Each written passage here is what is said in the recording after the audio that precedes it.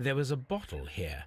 It left behind a trace of the substance that pervaded the laboratory.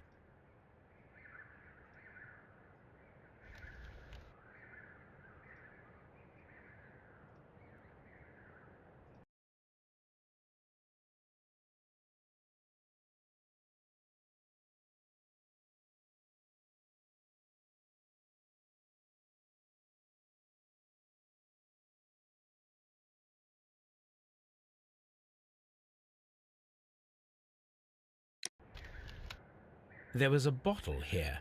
It left behind a trace of the substance that pervaded the laboratory. Several drops of the substance were spilled. Someone carried this bottle around. Gold dust? Good heavens. What's it doing here?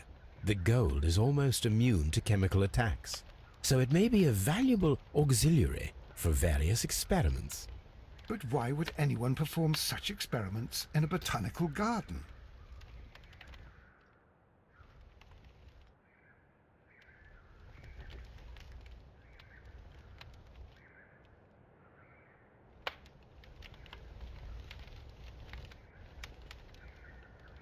Several drops of the substance were spilled. Someone carried this bottle around. The bottle is no longer here, but it is possible to detect a faint scent. We need a good nose.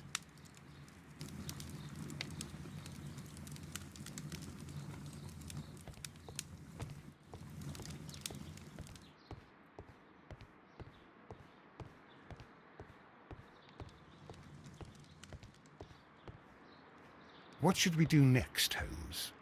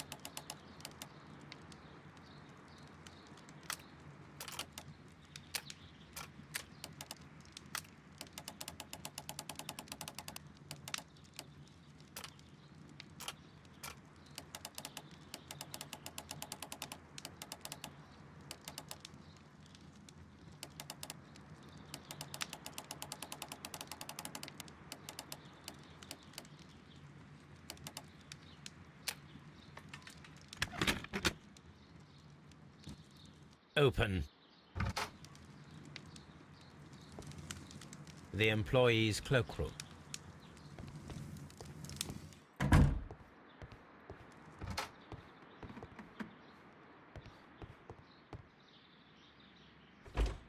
Miss White's locker. A vanity purse. It is of high quality.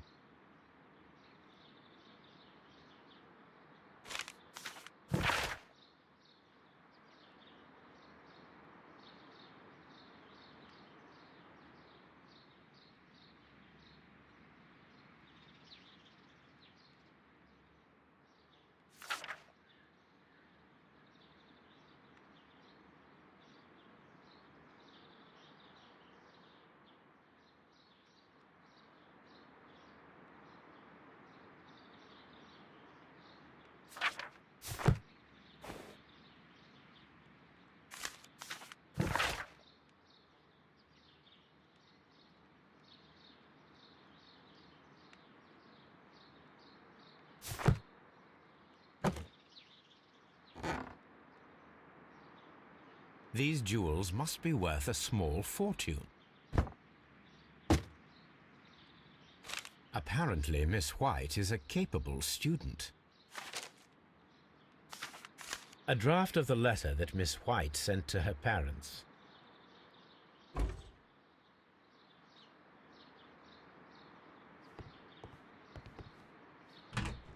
Martin Hamish's locker.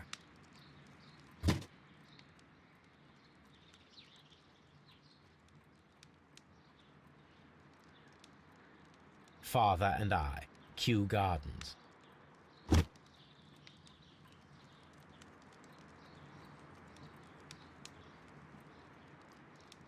A review on rare and exotic plants.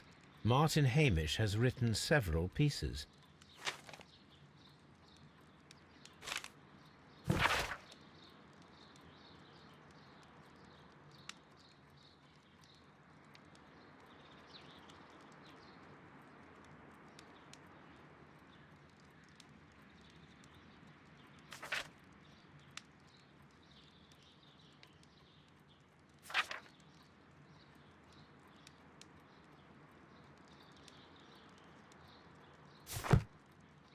Martin Hamish studied chemistry. Interesting.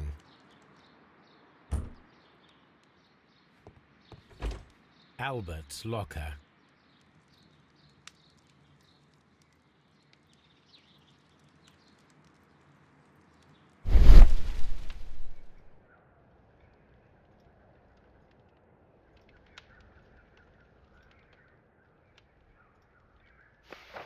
A picture of Miss White and Albert in front of the University of London.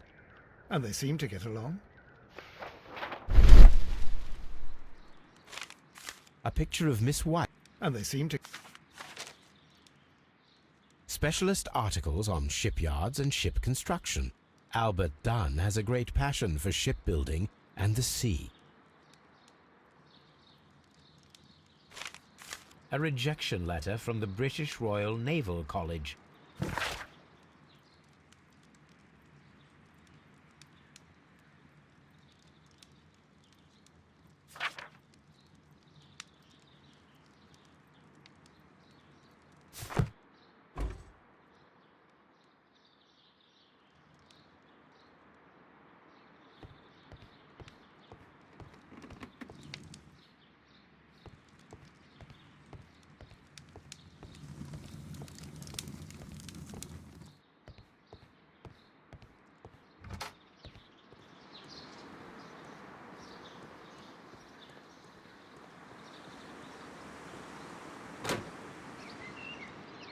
These young plants must be delicate if they are kept in the nursery.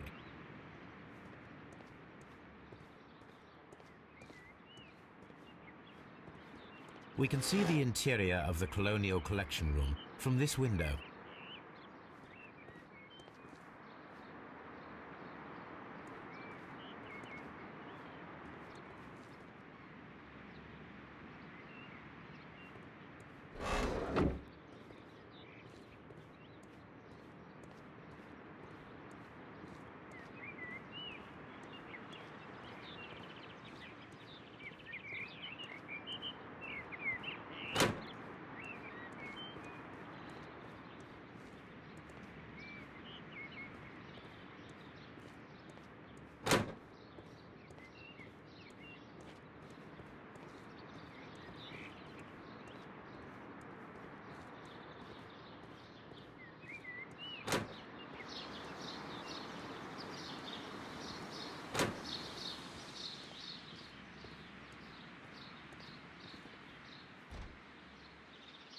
From here, we are unable to see the interior.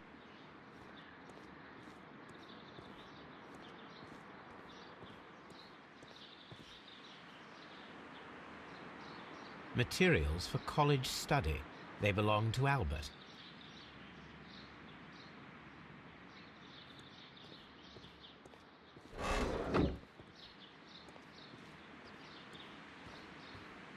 Kew Gardens is such an exciting place. Wouldn't you agree?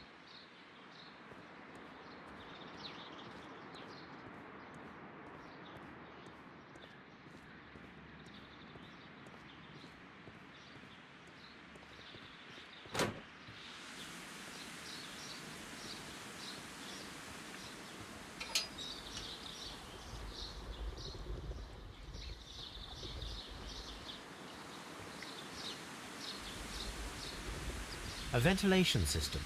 It should regulate the temperature of the staff buildings. A water tank.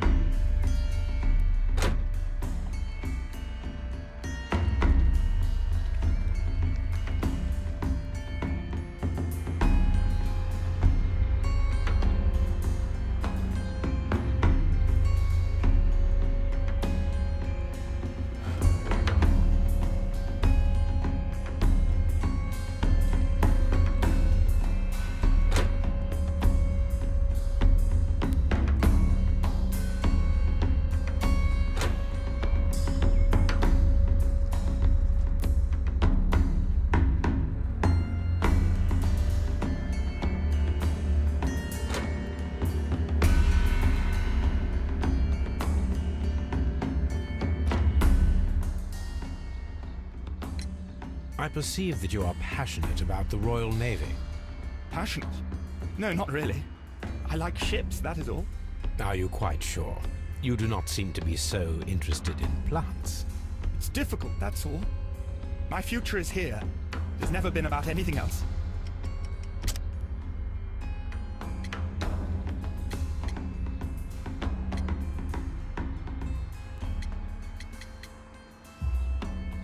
And yet I know that the Royal Naval College rejected your application.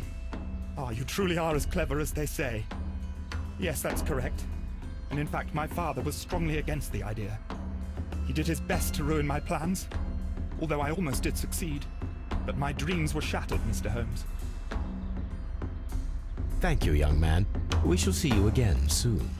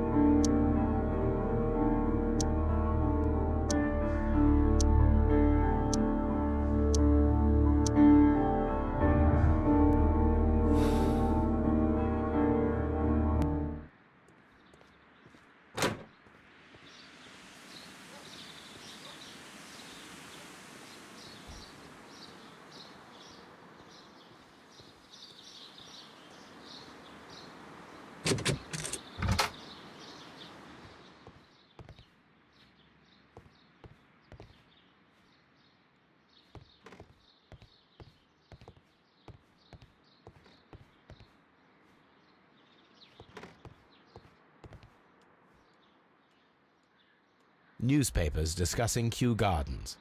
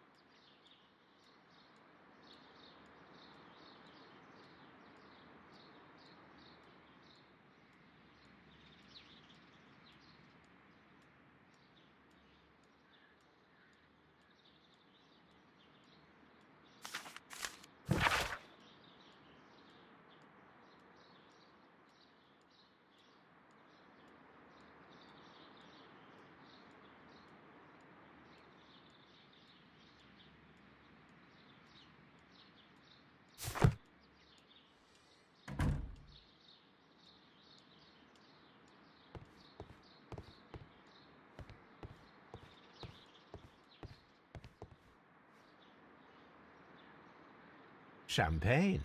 Montague Dunn had good taste.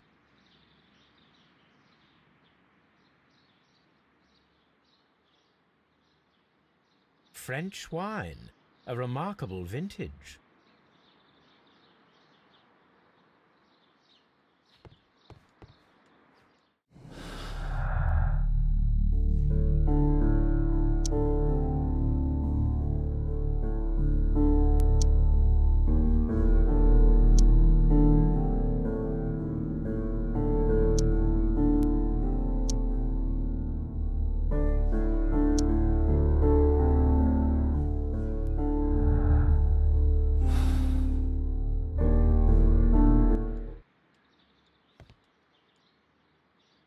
A photograph of Montague Dunn and Reynold Hamish.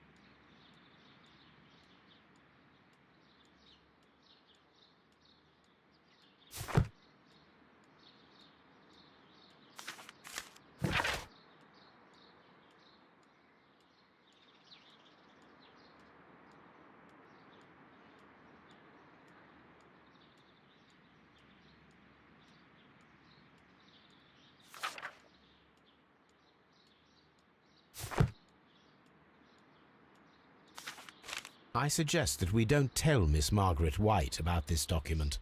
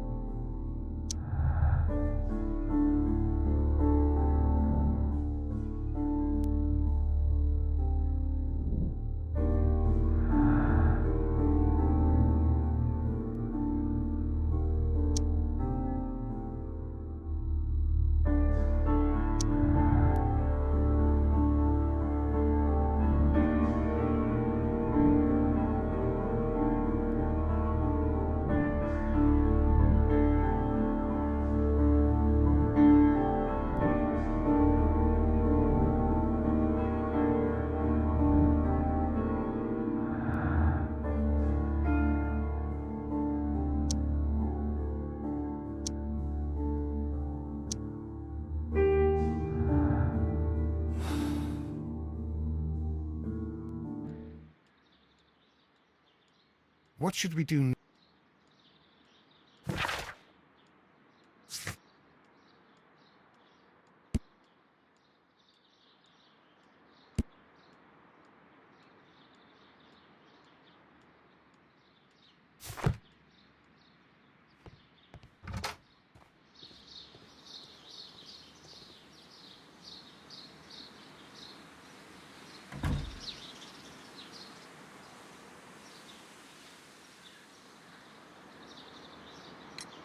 Mr. Hamish, was someone from your family connected with Kew Gardens? Family? No.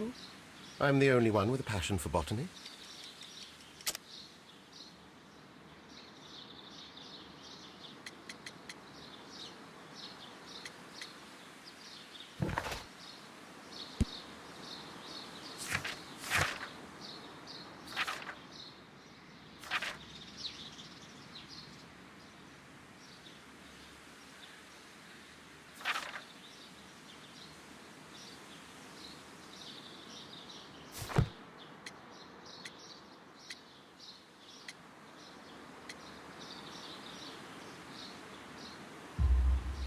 I do not think so. This photograph of you and your father at Kew Gardens suggests the opposite. But you have no right to. Do tell us more about your father. He was, indeed, the greatest botanist of his time in the British Empire. He worked together with Montague Dunn until the end of his life. He brought me in at the age of 12. Did he get on well with Mr. Dunn? No, I couldn't say that. They expanded Kew Gardens together, that was all. And it was all my father's work, for Dunn always lived the high life. So Mr. Dunn was not helping your father? Oh, yes, he provided the financial support. And as far as he was concerned, that fulfilled his role. But the worst of it was, he declared himself as the master of Kew Gardens. Fame meant nothing to my father, so it was easy for Mr. Dunn to take all the credit. There is a bust of Montague Dunn in the nursery. A bust? Oh, that old thing. Further proof of that outrageous ego of his. But why in that room in particular? Oh, I don't know. It has always been there.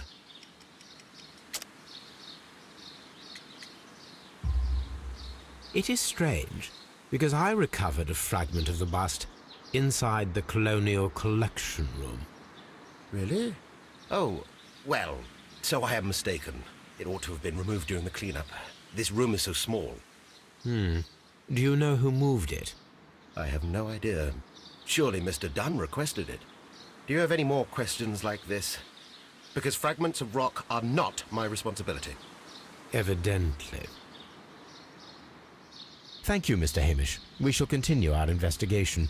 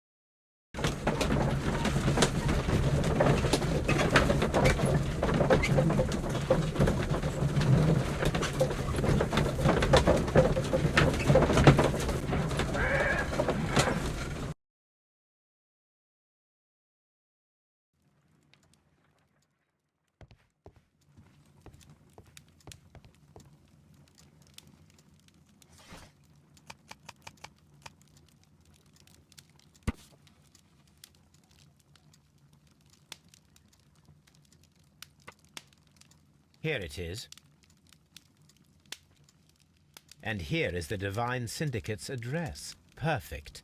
It is time to find out what they have against Montague Dunn.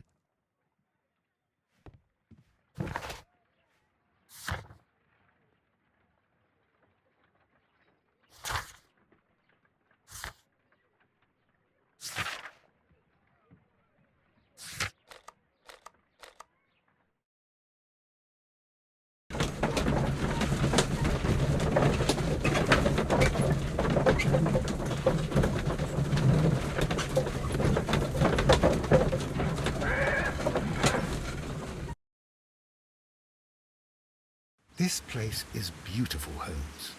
Its atmosphere is remarkably soothing. Let us find someone who could help us.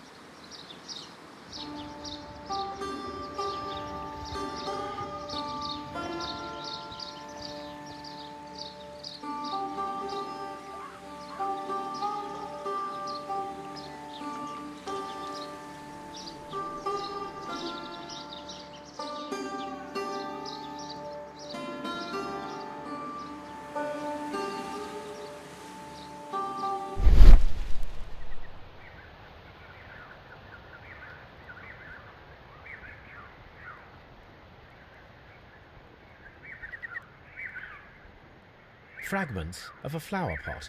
It fell down here. A fragment of a flower pot.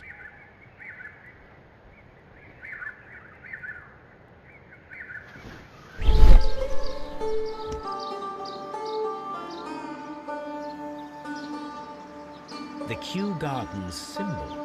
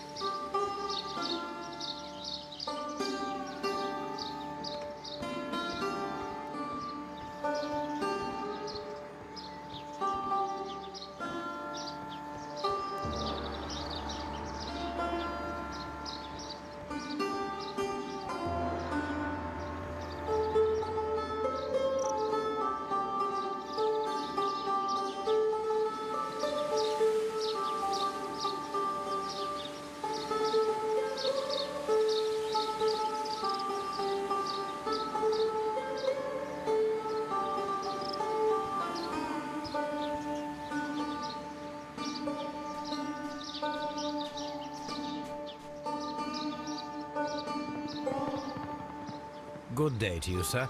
My name is I am exalting the sap. A while can you wait? From the trace of elements and moreover from the quality of the ambient geotropism it depends. Therefore, please, mind my gravitropism. Its balance, do not disturb. Disturbed is most definitely the word. There. Completed is the symbiosis. Welcomed you are. To introduce myself, I shall. I am the Green Grand Mystic. The Green Grand Mystic himself. This is me. Who am I speaking to? We are two gentlemen who are extremely interested in the vegetation philosophy that is advocated by this establishment. Listening to you, I am.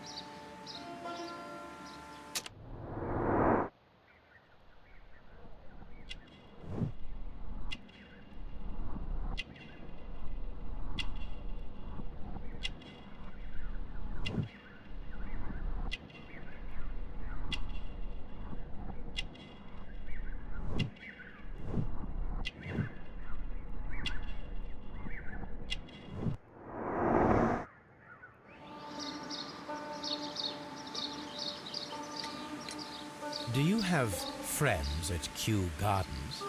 None. Not worthy there.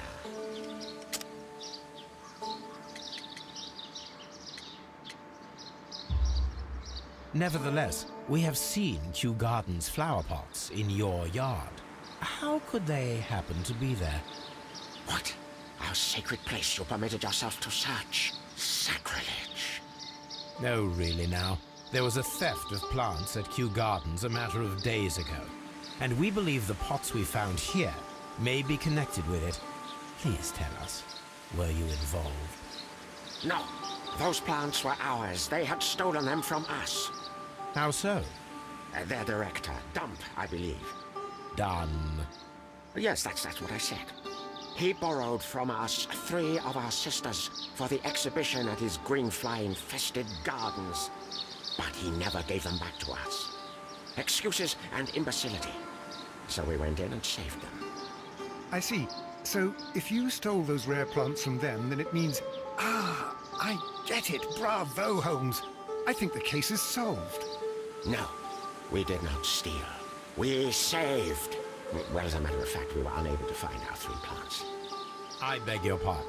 And yet you took all of the exotic plants from the stand. They had disappeared. It was the least we could do. They stole our sisters, and so we stole theirs. We should like to take a look around, to immerse ourselves in the wisdom that emanates from here.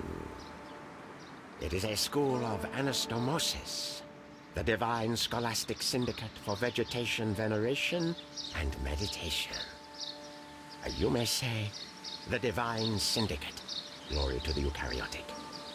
Only true devotees, those whose hearts are ready to spermatophize in sharing of knowledge, are permitted to physically enter our vegetable kingdom and its wisdom. And to be permitted, you must earn it. Yes.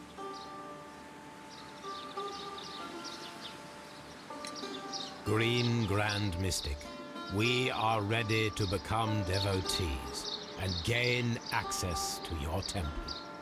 What is the name of our Lord, our God King?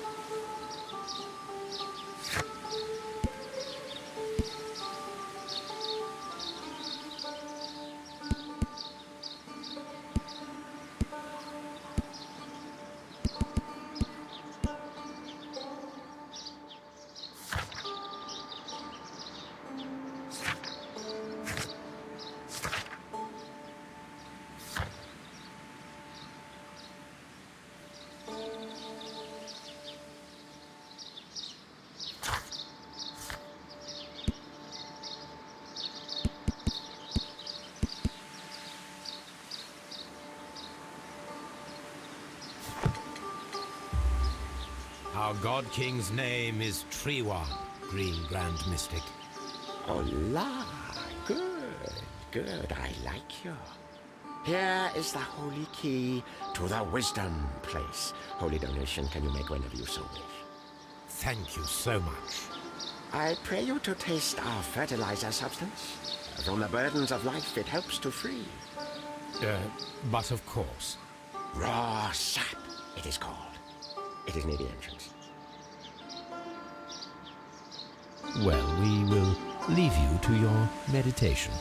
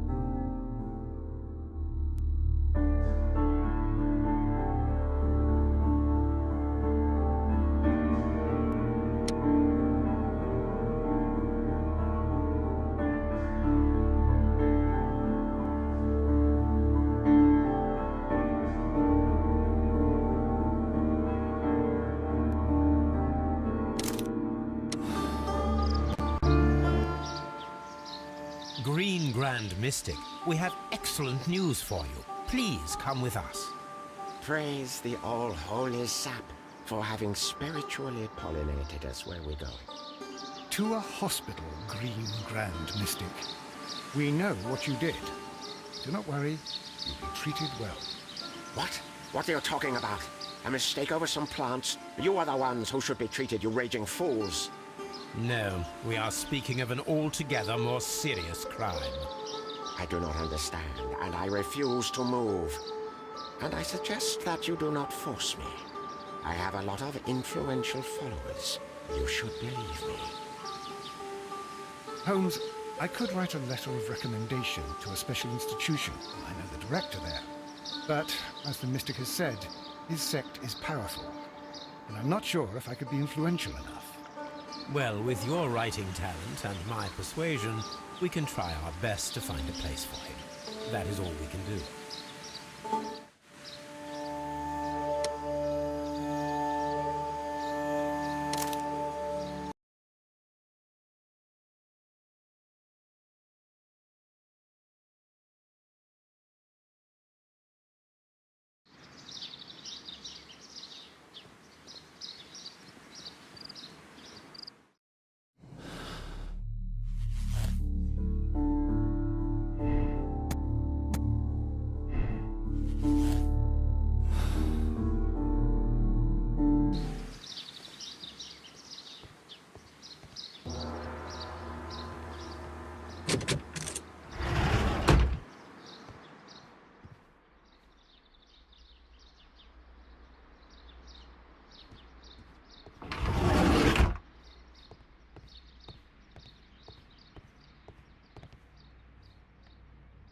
The list of plant friends and benefactors, lawyers, well-known manufacturers, political leaders.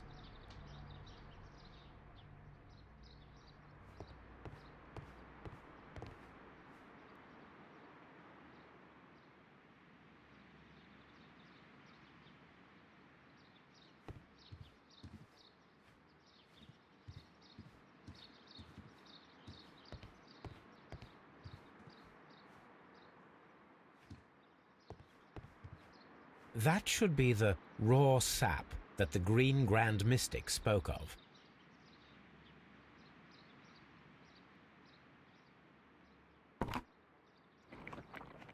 It is rather delicious, and of an excellent quality.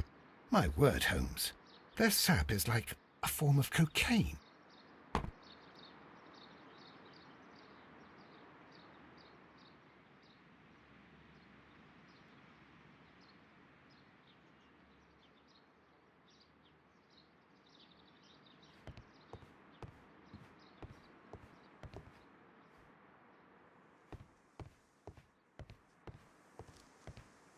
This must be Triwan, the Divine Syndicate's god.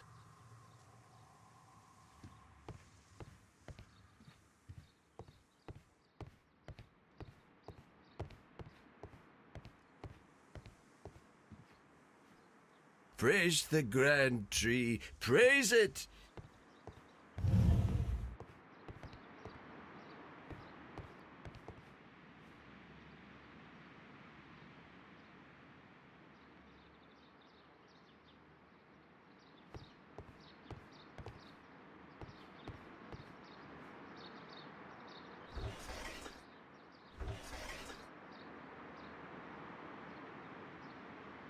Caterpillars. They are raised as food for certain plants. Let's take them.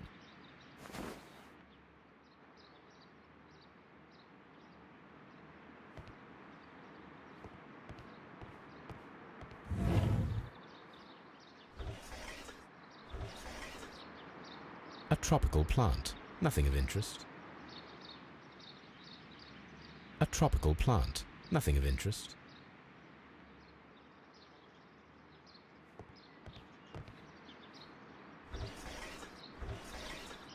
A tropical plant. Nothing of interest. A tropical plant. Nothing of interest.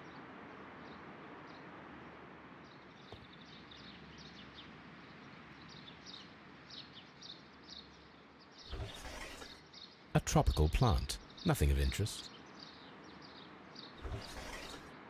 A tropical plant. Nothing of interest. These three plants are identical to the ones shown at the exhibition. I shall take them.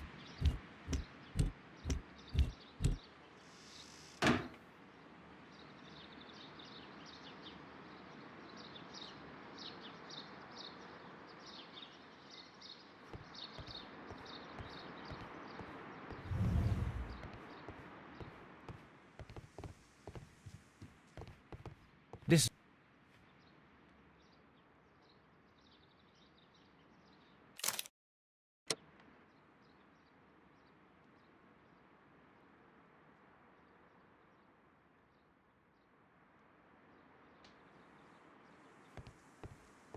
Osmosis and photosynthesis. This door is locked, but I can try to open it.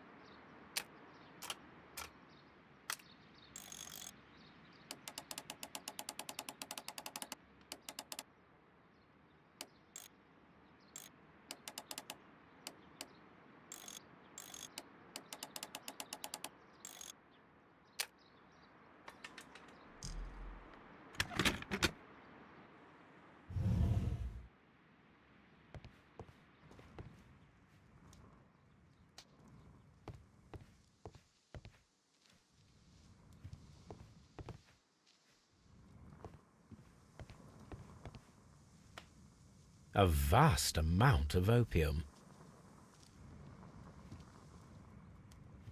These instruments are used for smoking opium.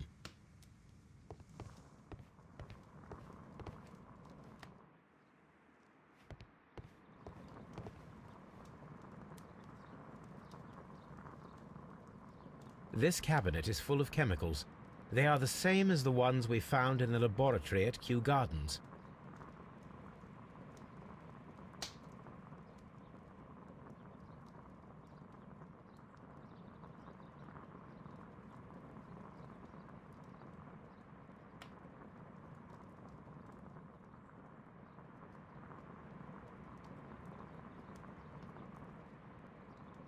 This cabinet is full of...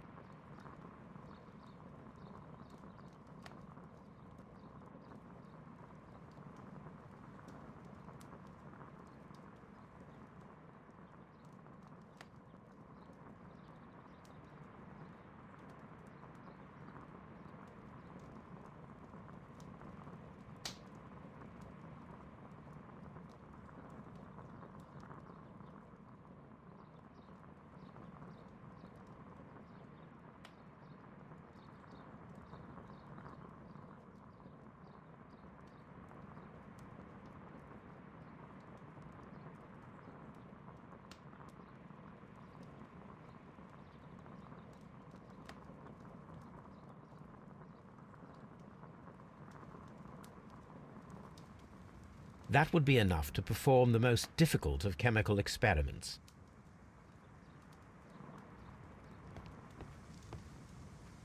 A vast...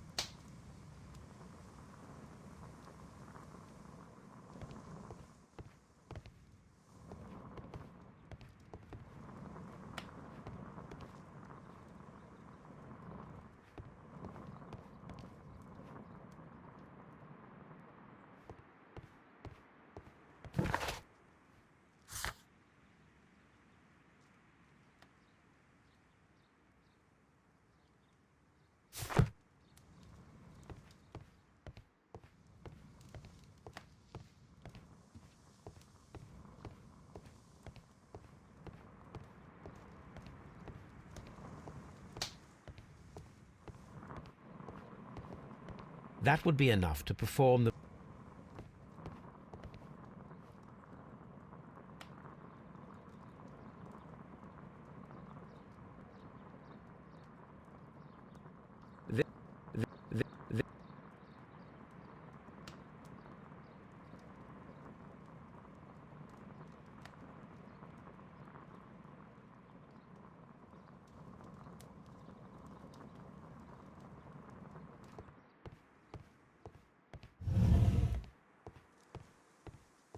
You came to make a donation?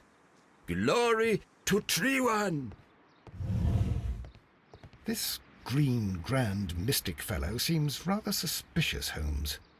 We should search every inch of this place.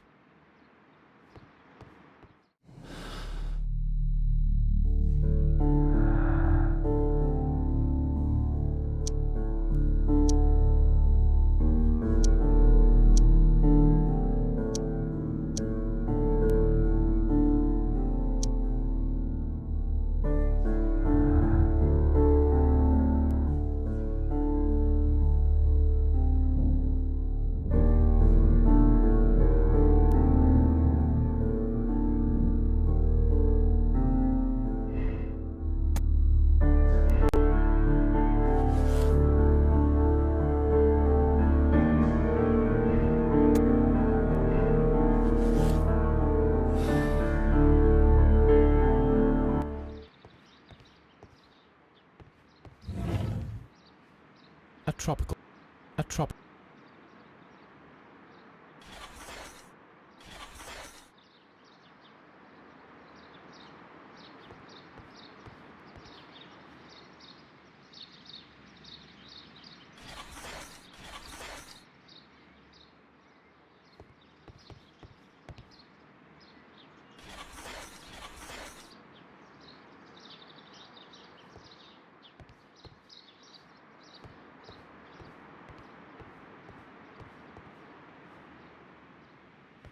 This...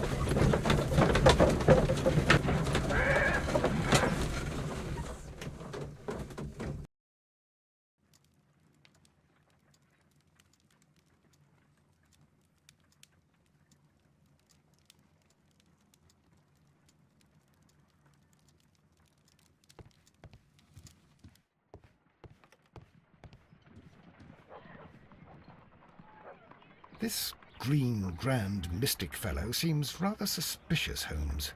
What should we do next, Holmes?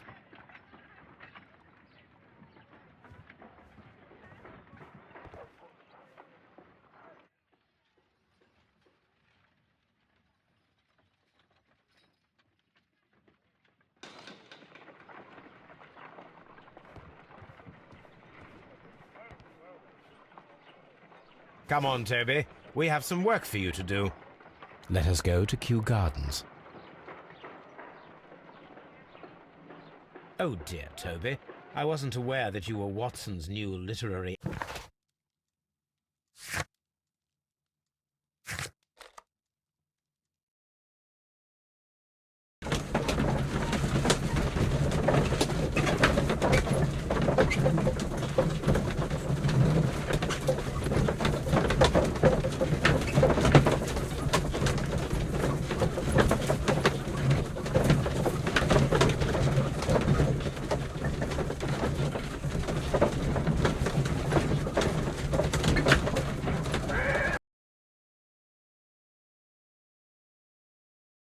Let us take Toby to the laboratory.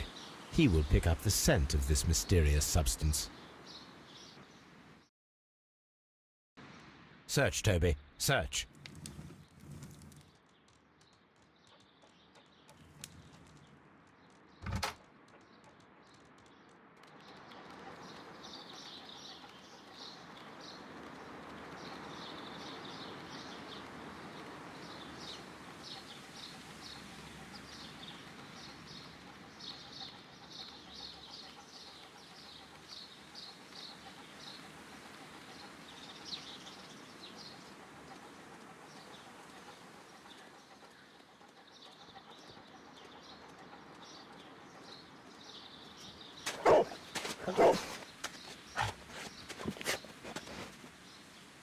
Congratulations, Toby. Now let us see what you have found. This is the bottle that was used in the laboratory. There is still some liquid remaining in the bottle, with gold flakes, a tiny caterpillar. Not surprising to see one in a garden, but at the bottom of a bottle.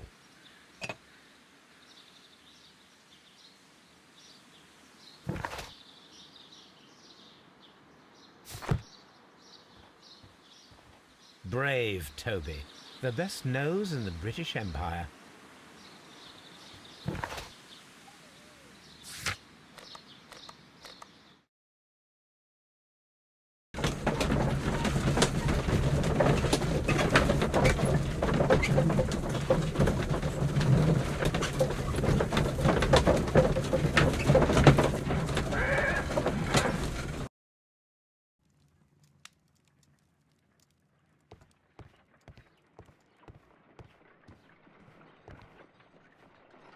Let us determine just what we have found here. Let us pour liquid from the bottle into a test tube to perform an analysis. This is the bottle that we found hidden at Kew Gardens. Let us use a pipette to take a sample of the liquid and fill a test tube.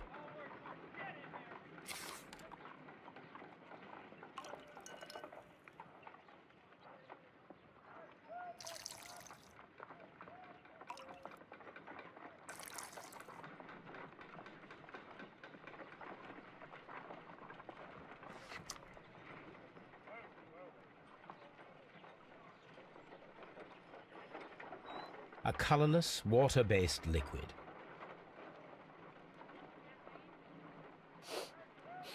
Quite a strong floral aroma.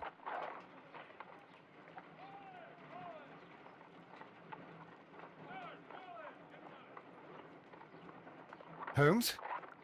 What are you doing? It has a bitter taste. What if it's poisonous? Did you ever see poison stored in enormous jars like that? Anyway, there is a doctor nearby. So what do you think it is? It is some kind of organic compound. Let us vaporize the liquid and see what happens.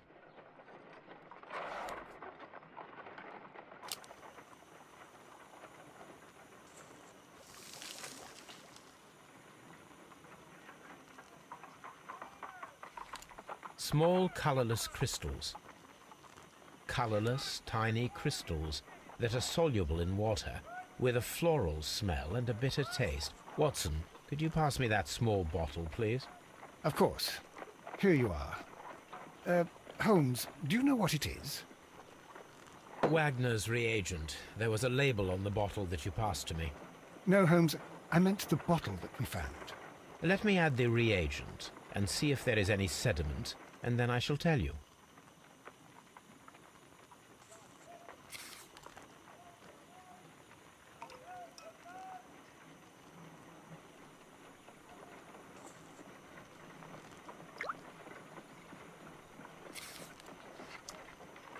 Red sediment, just as I suspected. This liquid is of organic origin. It contains some alkaloid. Most likely it is unstable, and that is why there is a quantity of gold dust to prevent contamination. This mixture is probably a fertilizer. Someone was carrying out unusual experiments in the garden's laboratory.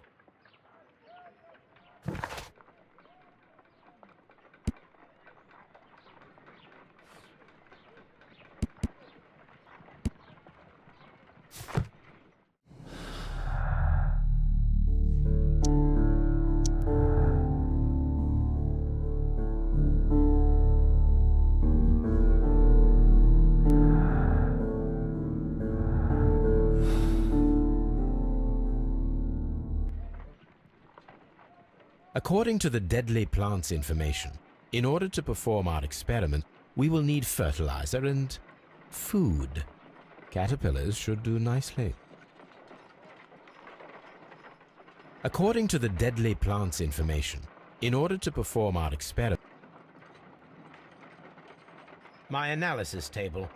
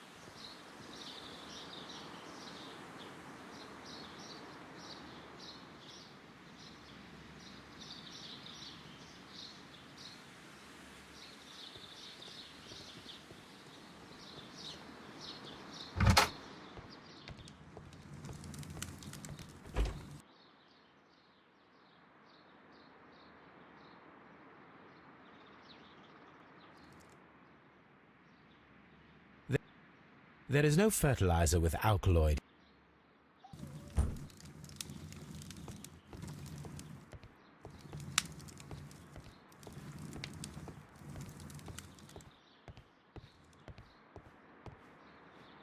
This is a table for experiments.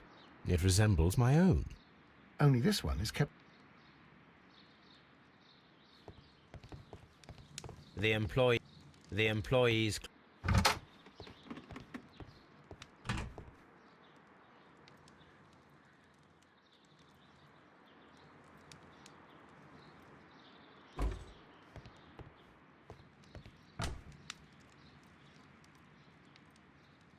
Martin Hamish studied...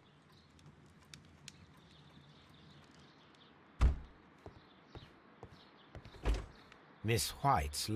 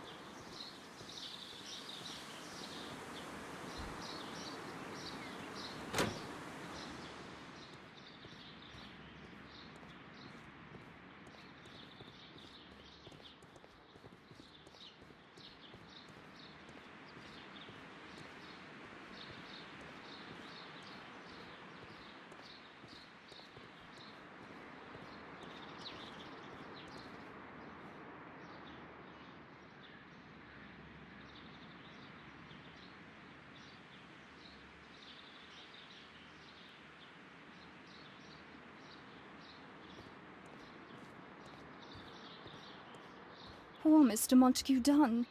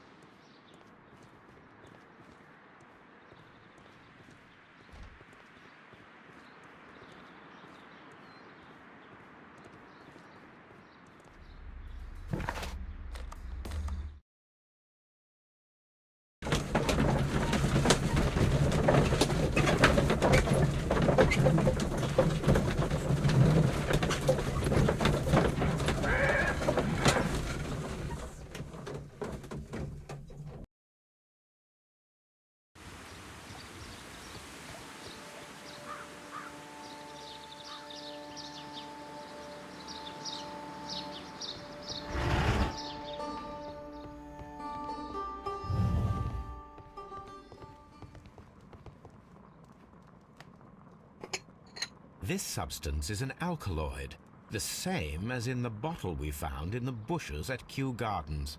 Perfect, Watson. We can begin our experiment. That would be enough to perform the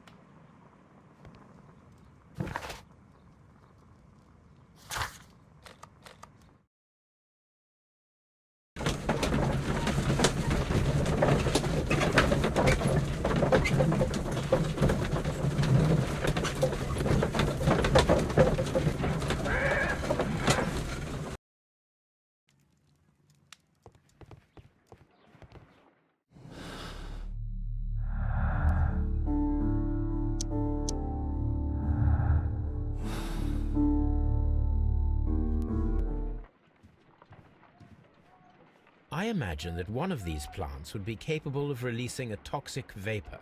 I need to find out exactly how it could be done. I shall begin now. Watson, if you are at all optimistic to have dinner this evening, then I'd recommend that you put on the gas mask.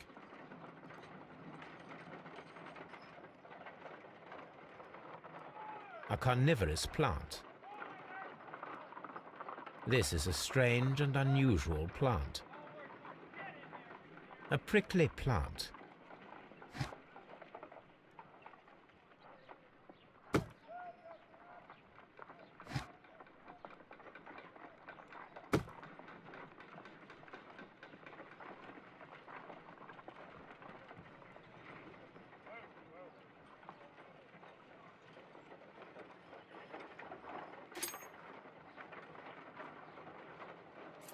No reaction. My word! It shot a spike at me after I stabbed it with a pin. I imagined that its reaction would be ferocious if I increased the strength of my attack.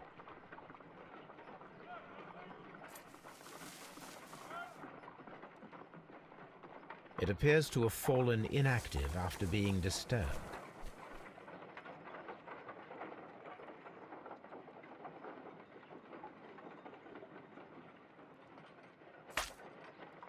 My word. No reaction.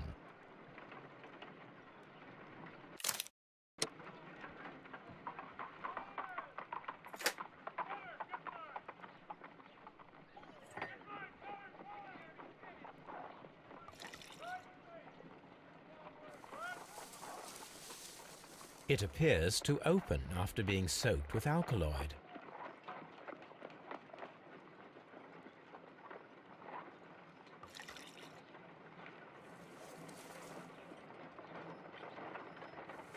This plant becomes inactive after being drenched with alkaloid.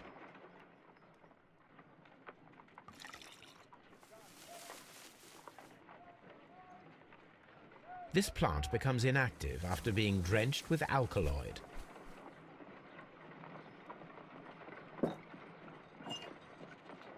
This plant seems to have had no reaction from the caterpillars.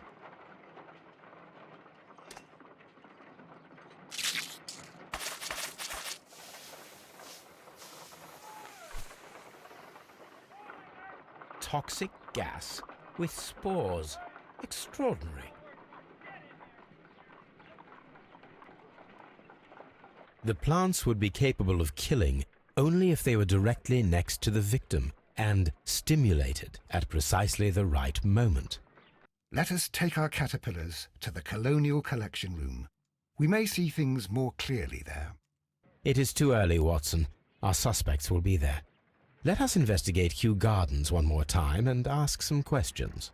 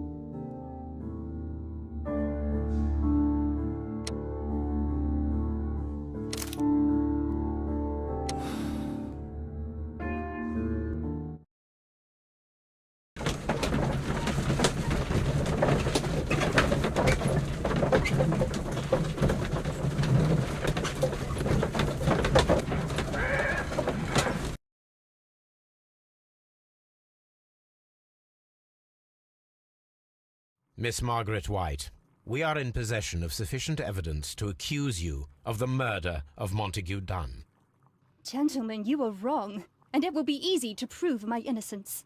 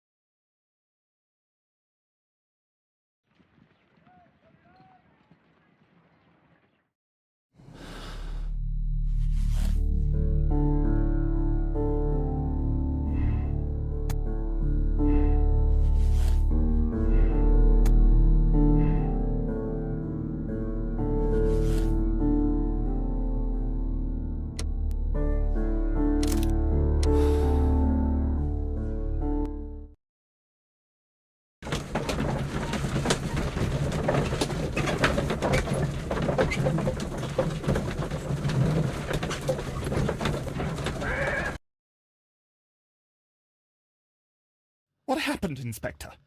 It's all over now, lad. There is no use denying it. We know that you murdered your father. Patricide by plant poisoning. Very alliterative. What?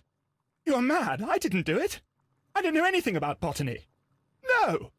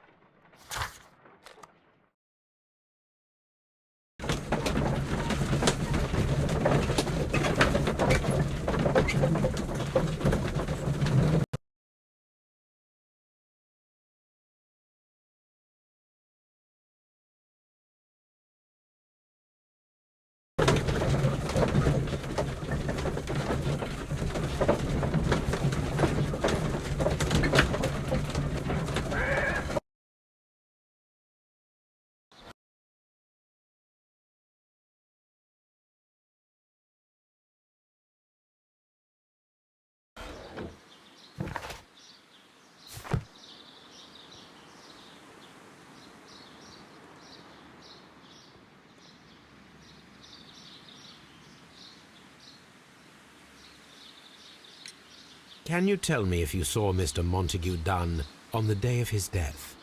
Yes, of course. I met him, and we went to see Albert, his son, at around 9:30. He appeared quite calm. What were you doing on the morning of the accident? After paying multiple visits to Albert, I had a little talk with Miss White. Then I returned to my desk to complete some paperwork. Suddenly I observed that Mr. Dunn was not feeling well, so I ran immediately to fetch Albert. I clearly remember that it was around 10:30, for I was late that morning. Thank you, Mr. Hamish. We shall continue our investigation.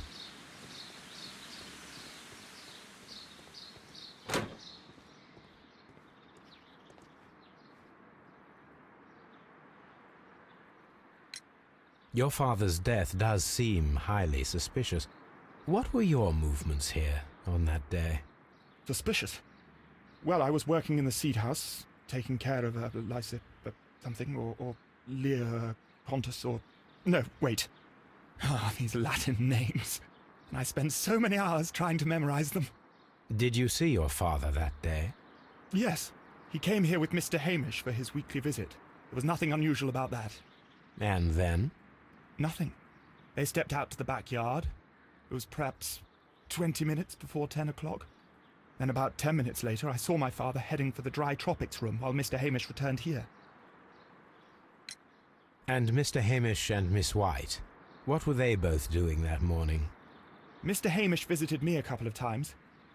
I also saw him returning from talking with Miss White, and that was at 10 minutes past 10. But then he ran back here to me to tell me that my father was feeling unwell. We hurried across to the water lily room, and I found my father lying dead on the floor. Oh my God. Thank you, young man. We shall see you again soon.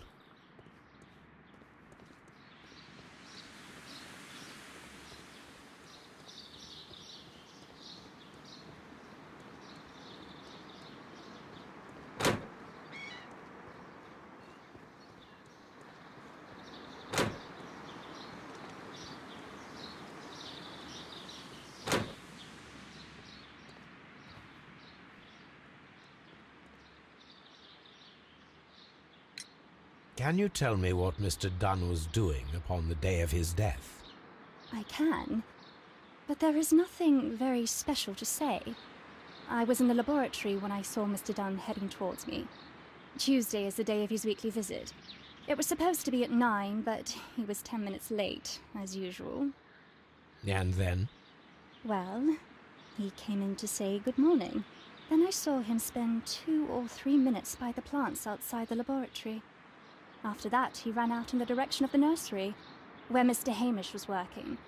He was always in a rush during the inspection, you see. I would pity anyone who stood in his way. And that was the last time you saw him? Yes. I stayed in the laboratory until 20 minutes to 11, when I heard the cries of Albert and Mr. Hamish from the large glass house. I joined them as soon as I could, for I knew that something must be very wrong. What exactly were you doing in the laboratory? I was recording an experiment for my thesis. I only stopped my work once when Mr. Hamish visited me briefly around 10 o'clock. You say you were recording an experiment when the tragedy occurred. Might I listen to the roll? Certainly. Please do. You will find it in the laboratory. It is number 320. Thank you, miss. Everyone has gone, Holmes. The way is clear.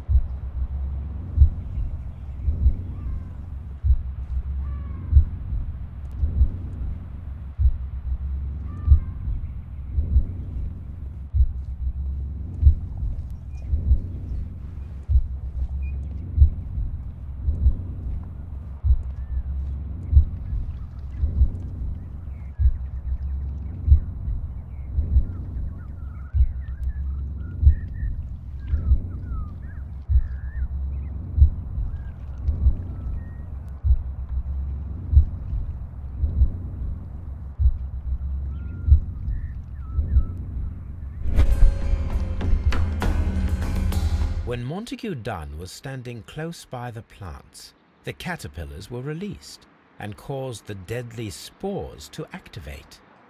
Panicking, and likely already half asphyxiated, Montague Dunn started back and knocked over the bust. He rushed to the door, but it was locked.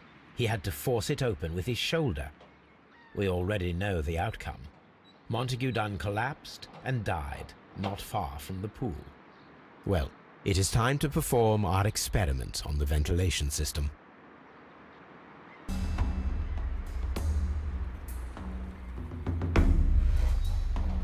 The caterpillars could only fall from the ventilation duct. Our caterpillars are in place. I'll activate the ventilation system so that they fall down. Watson, stay here and observe. All right, Holmes.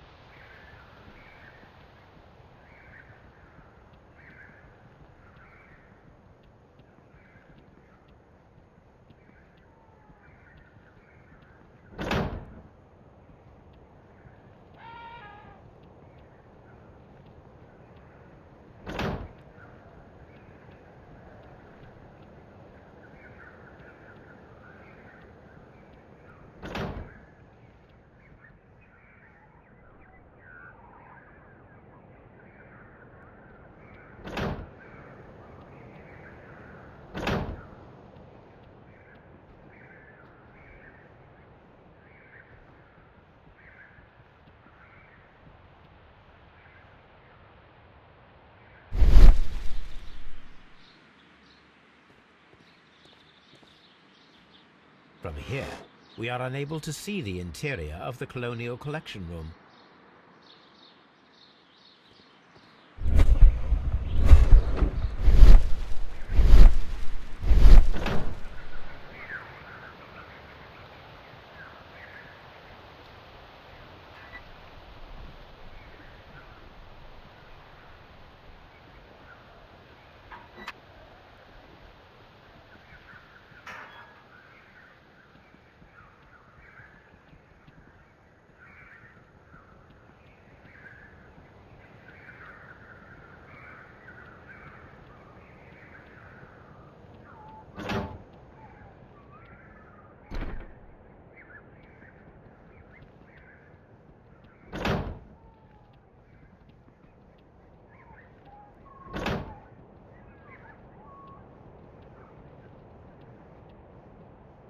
We can see the interior of the Colonial Collection Room from this window.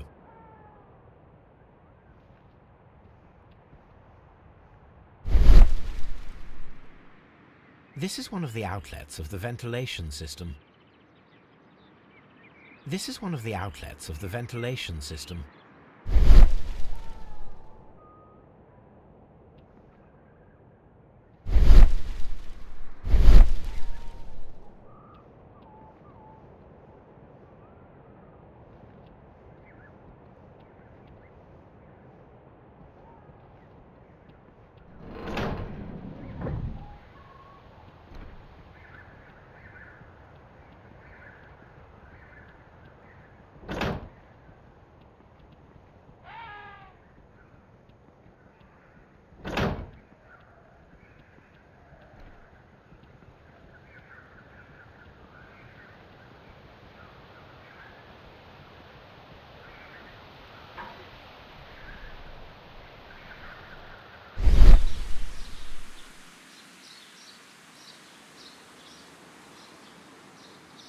The power is on. The engine cannot be started whilst the transmission. The engine has started. The ventilation system is working.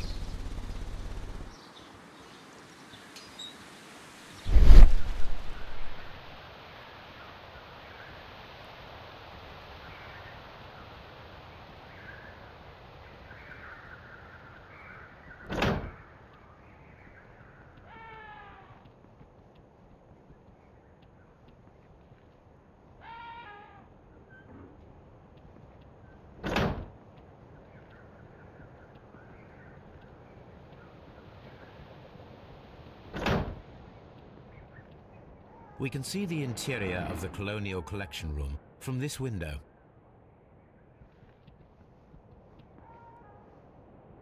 Excellent. This ventilation fan is working. Let us see if I can activate the other one.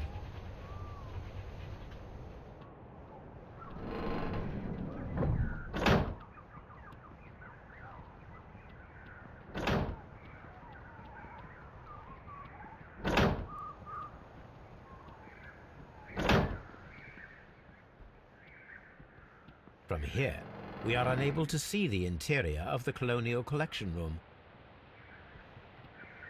Perfect. Now I just need to find Watson to check the result. It works perfectly, Holmes. Bravo. Now, if you could just help me to get rid of these caterpillars. Perfect. Now we know how the murder of Montague Dunn was carried out, by activating both Albert's and Mr. Hamish's fans. But only from Mr. Hamish's workplace would it be possible to see when Montague Dunn entered the Colonial Collection Room.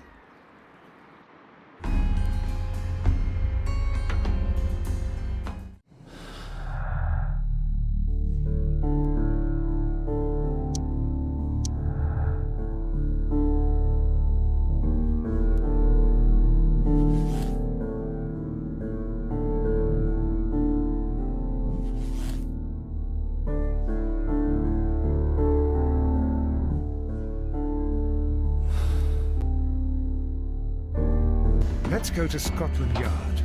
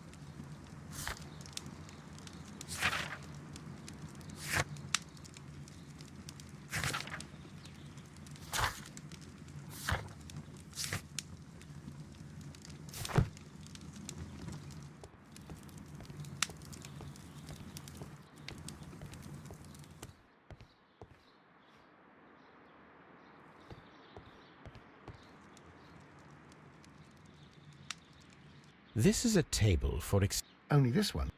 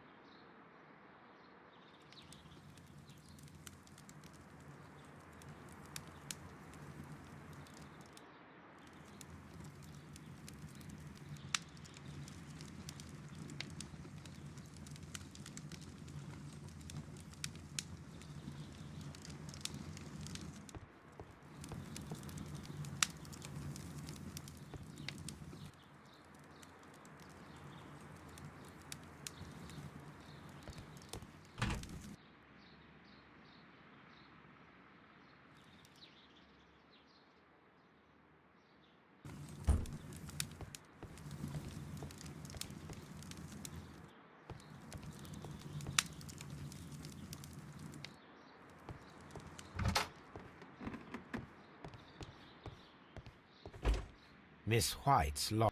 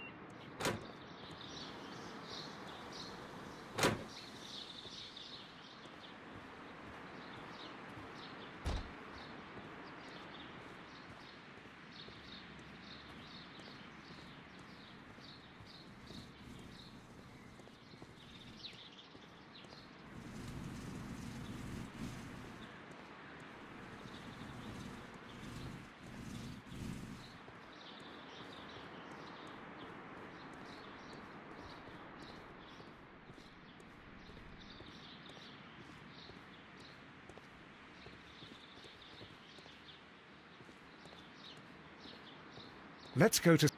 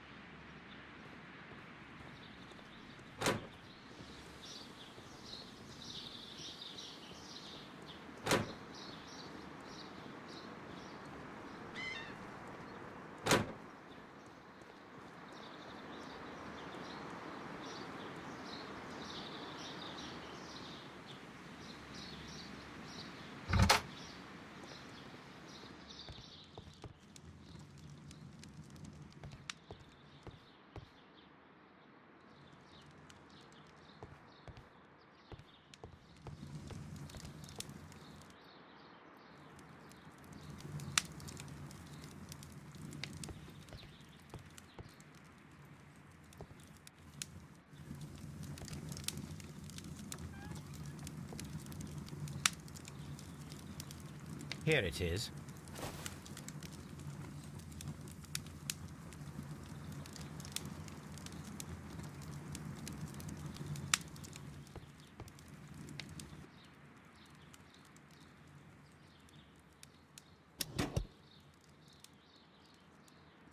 These plants, classified as shrubs or grasses, have adapted to their arid environment due to a system of underground roots.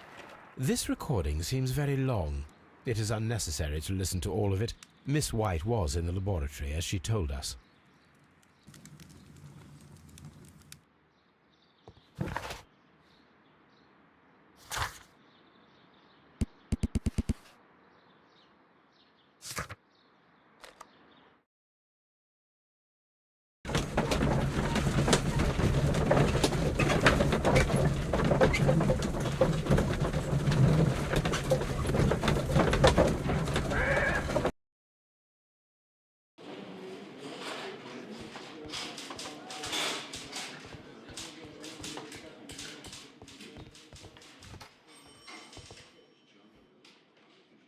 Inspector, I believe that Martin Hamish is guilty of the murder of Montague Dunn.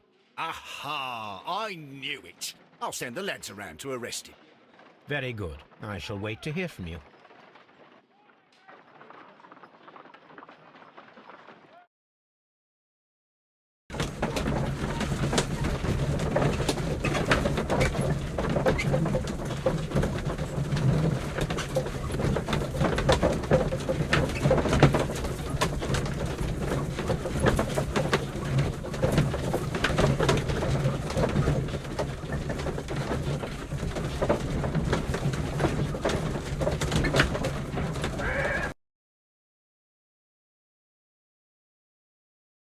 Inspector, I came here as quickly as I could.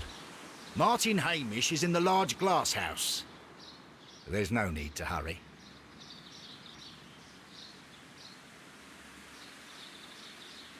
Martin Hamish.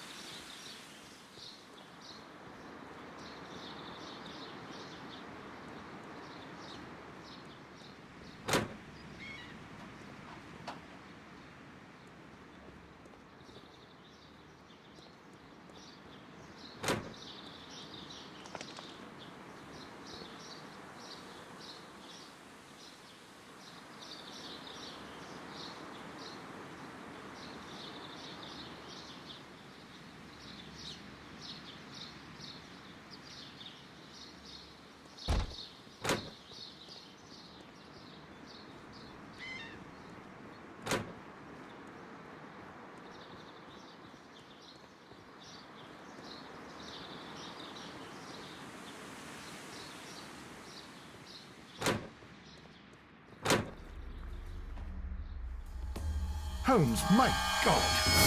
Yes, we found him, my lad. Our messing around with the ventilation system didn't go unnoticed. Mr. Hamish realized that we knew. Inspector, could you arrange the body, please? I should like to examine it.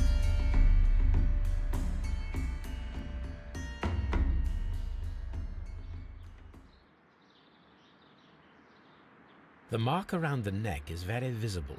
He died instantly.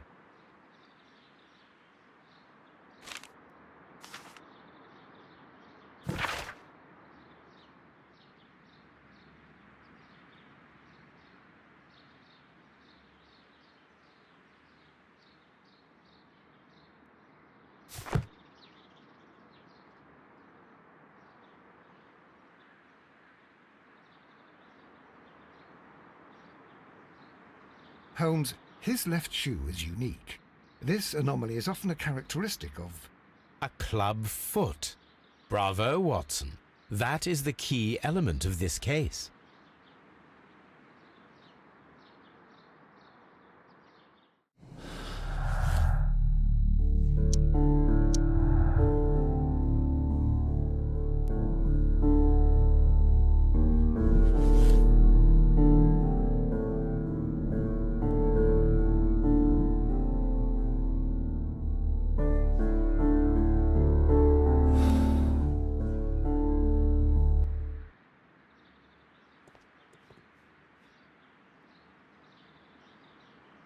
Something about this rings very oddly.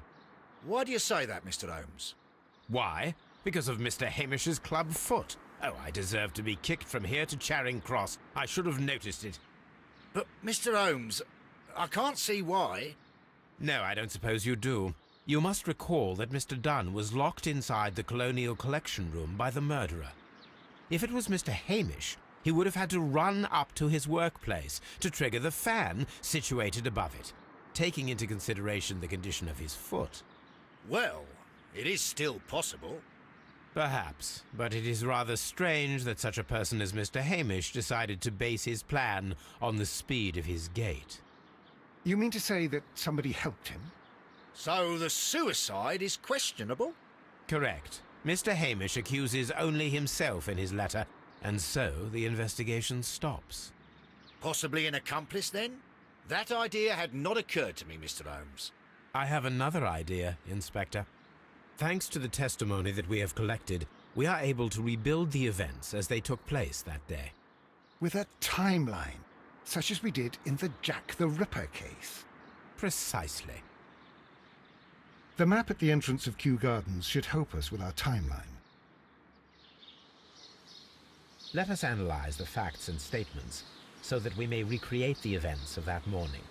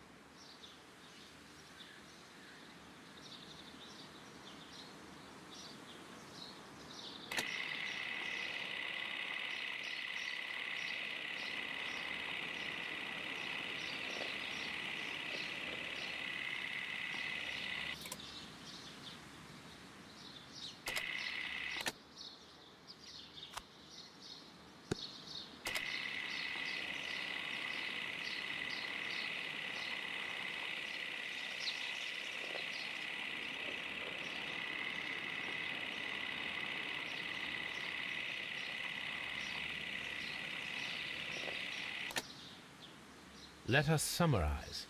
Montague Dunn was poisoned inside the Colonial Collection Room. He forced open the door, which means that someone locked him inside there at 10:20. Martin Hamish was last seen at 10:10. This means that he has approximately 10 minutes to lock the door of the Colonial Collection Room. Given that he was club-footed, it is doubtful. Albert also has 10 minutes to lock the door of the Colonial Collection Room, which is quite enough time. Miss White was last seen at 10 o'clock, which means that she had approximately 20 minutes to lock the door. More than enough time. Perfect, Watson. Now, let us ascertain who assisted Martin Hamish in killing Montague Dunn.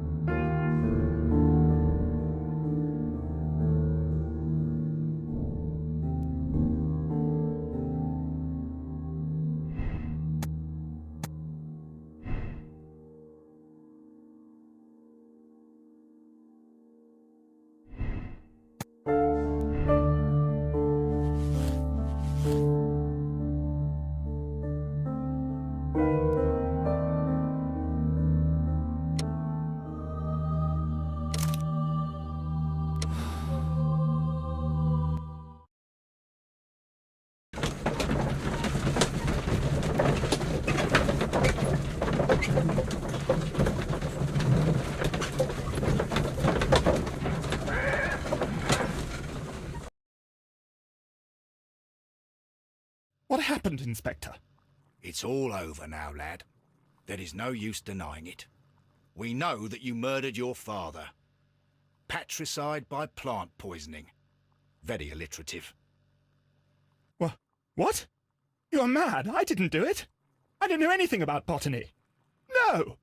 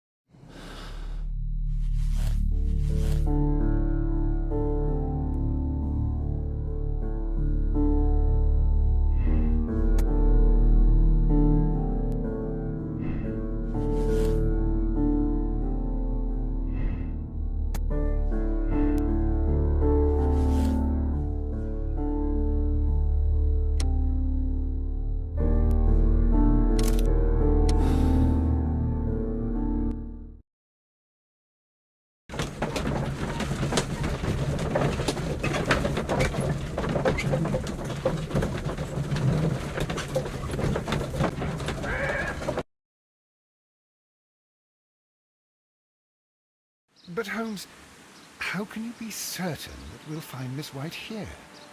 It is obvious, Watson. Just use your brain. I am using it. I do use it. Now that the rope has tightened around Martin Hamish, Miss White must act to erase all traces of her implication.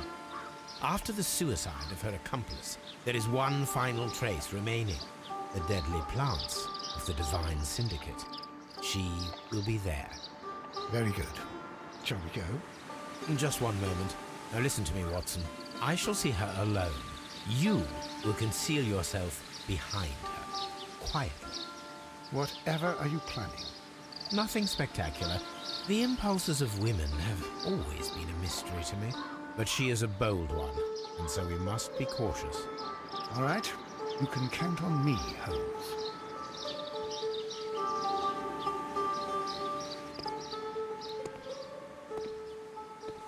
Mr. Holmes, good day to you. You do not seem surprised, Miss White. Well, I was expecting you. Not for too long, I believe. So please tell me, as it is still unclear, who planned the murder? Was it you? You were wrong, Mr. Holmes. It was Martin Hamish, then. You managed to convince him to take on a more prominent role. You could not be further from the truth. You think that you can fool me? You don't care what I think. It is difficult to care about someone who is capable of pushing a man to his suicide. It is over, Miss White. The police will be here any minute. Over, perhaps. One moment you were here, and the next, you were on the other side. The other side? No! Stop!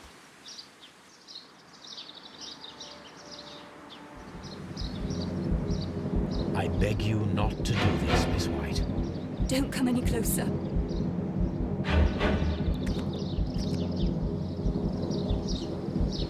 Please remain calm. We can help you. Not one step further. Don't try to stop me. Stop this foolishness. You cannot truly want to die. No, it's too late.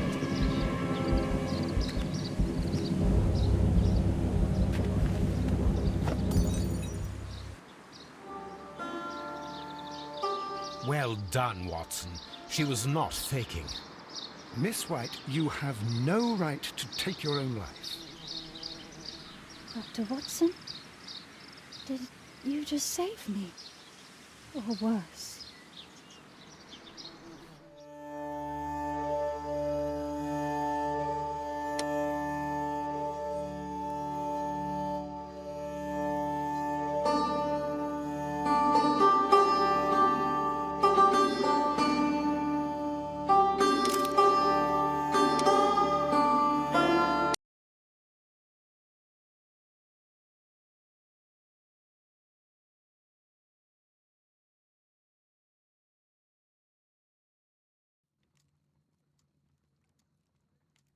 Where are you going, Holmes?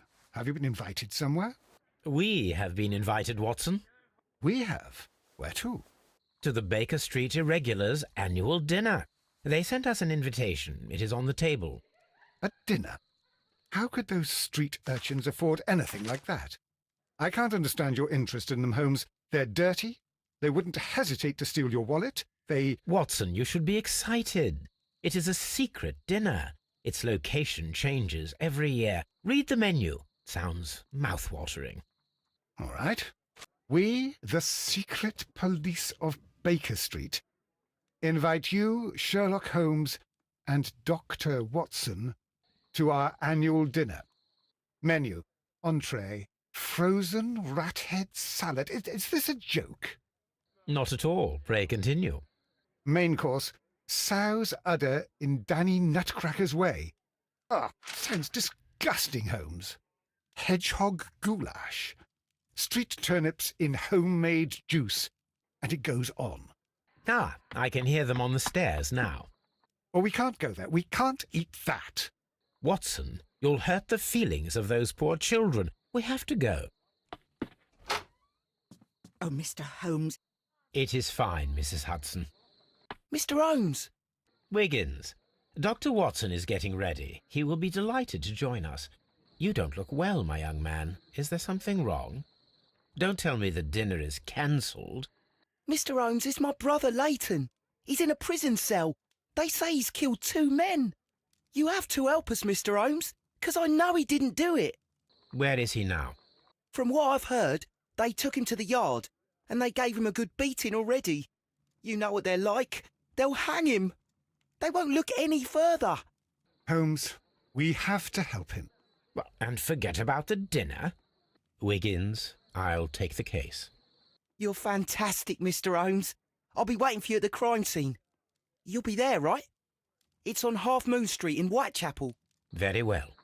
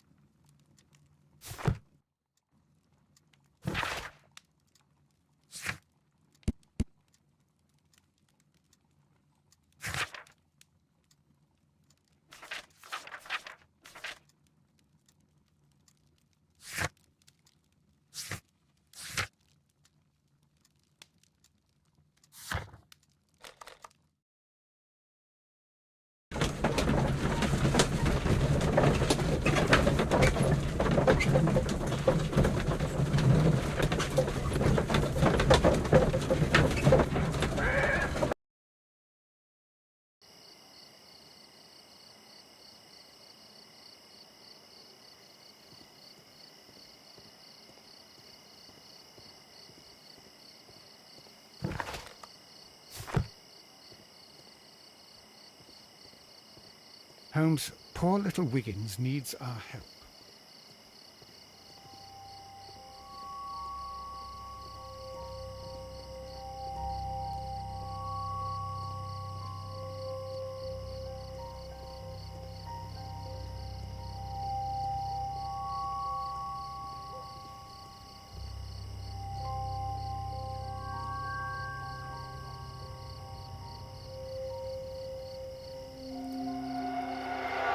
Please, gentlemen, leave the scene now. Oh, Mr. Holmes, is that you?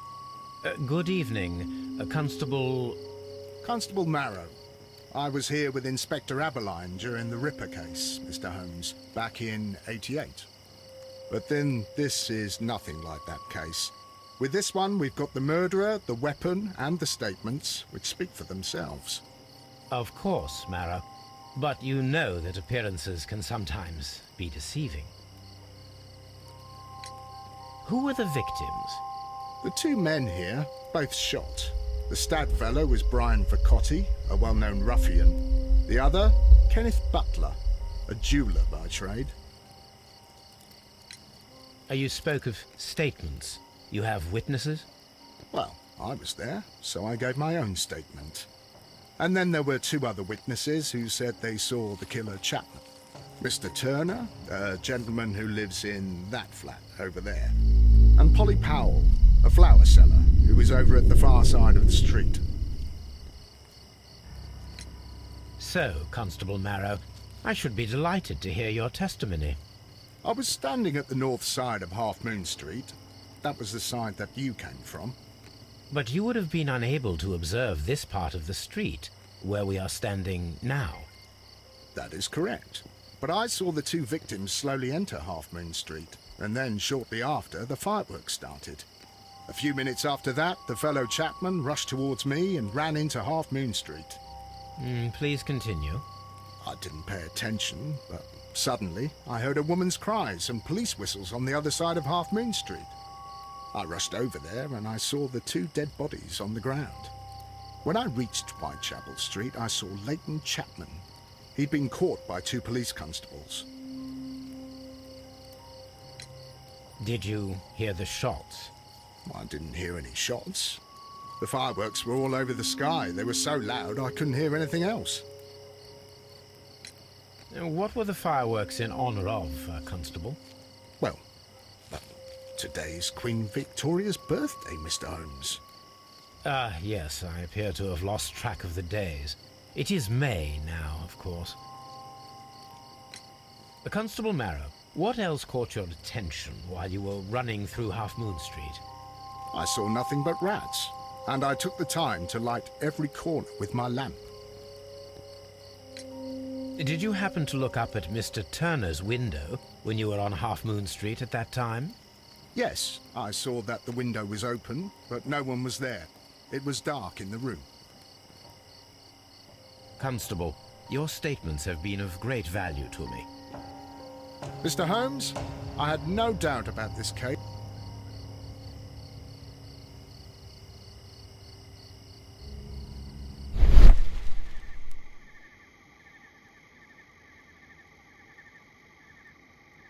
A piece of wood that has stuck between the cobblestones. Let us take a closer look.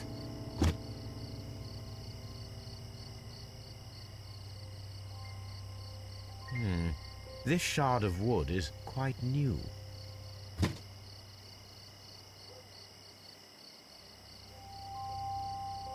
The bullet struck his head. This man didn't stand a chance.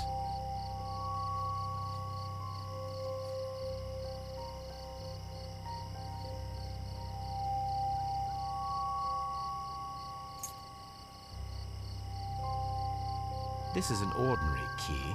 I wonder what kind of door it opens.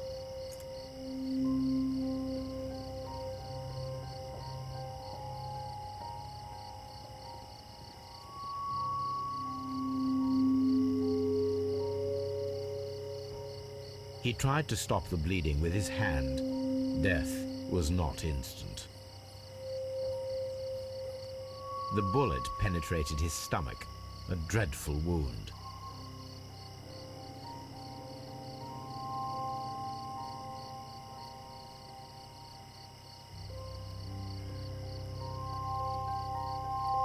Brian Vercotti suffered greatly. What a terrible way to die.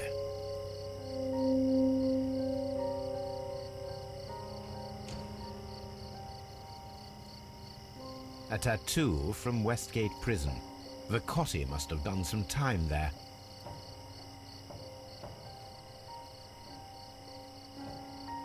A fairly long pole with a forked end. A fairly long pole with a forked end.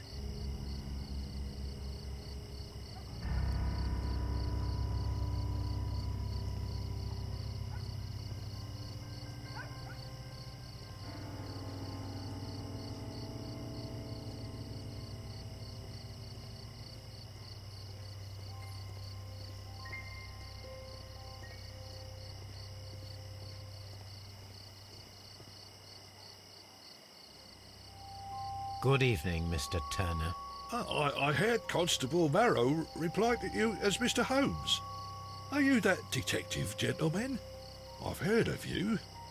And well, I know things about this evening. Excellent. Might we hear your story?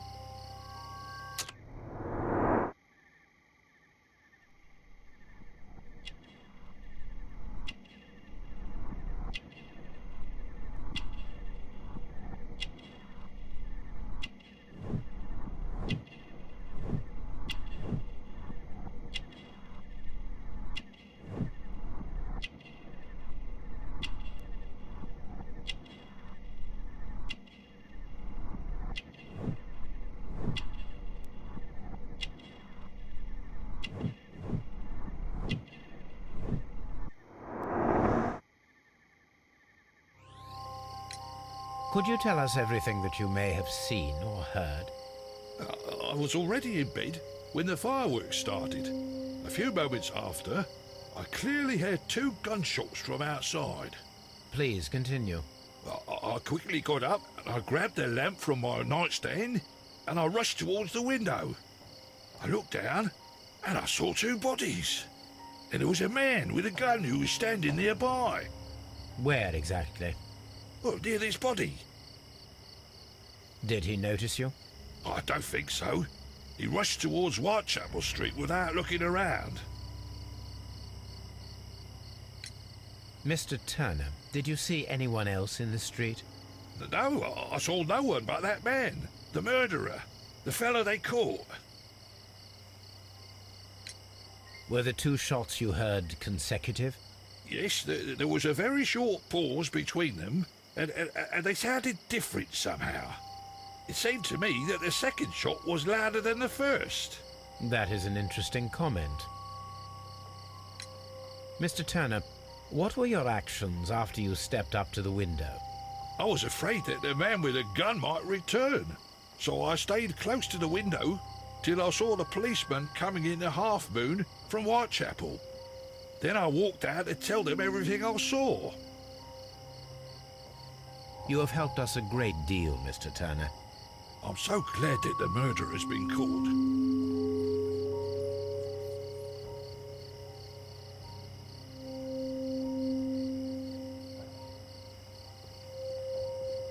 It would be my pleasure to assist you with your investigation, Mr. Holmes.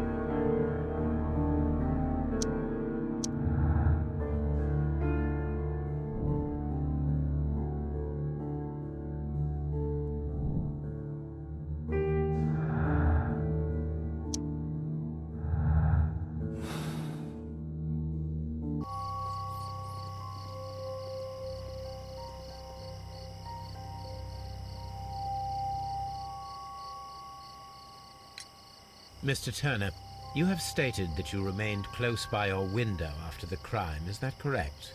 Oh, yes, Mr. Holmes. I stayed at my window until the policeman arrived to examine the dead bodies.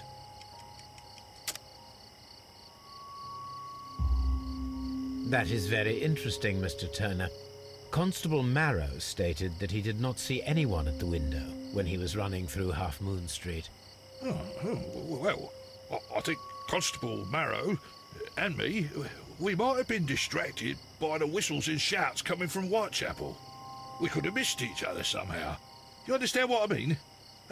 It was a bit of a stressful moment, to tell you the truth, sir. Allow me to form my own theories, Mr. Turner. Would you mind showing me the view that you had from your window? Not at all, Mr. Holmes. Please, follow me.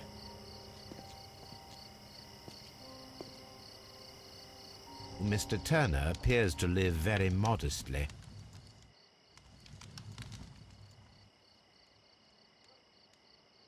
This fire is dying out.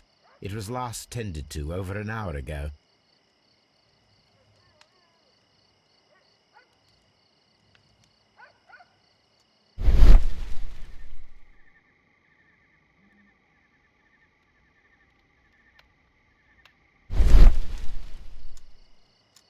The papers are almost entirely burned. I am unable to see what's written here.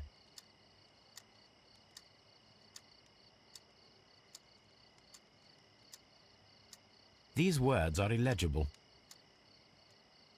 The papers were thrown into the fire just a short while ago.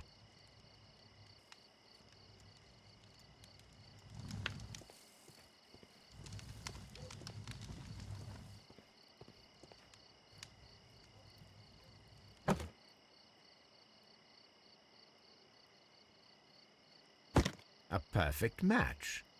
So, Mr. Turner broke his stick when it became stuck between the cobblestones. He did not mention that he was so near to the victims.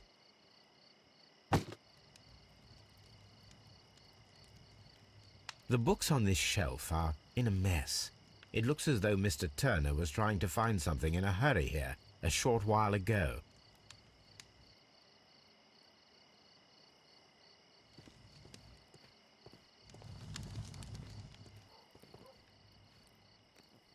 Mr. Turner was roused from his bed by the sound of gunshots.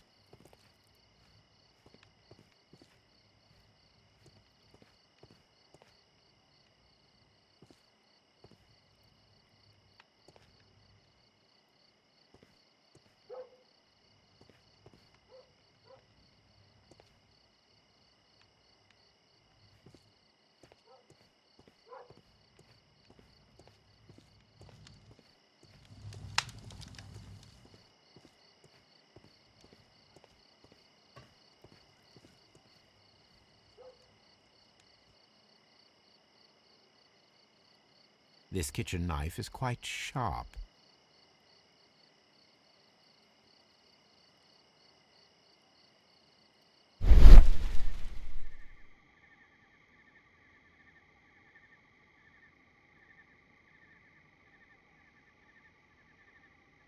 There are pieces of shredded paper scattered over the table. This kitchen knife was used to cut the paper.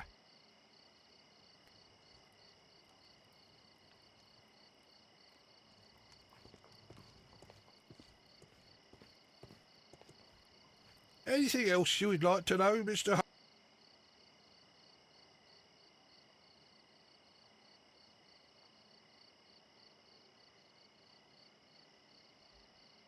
So, that's the view Mr. Turner had when he opened the window.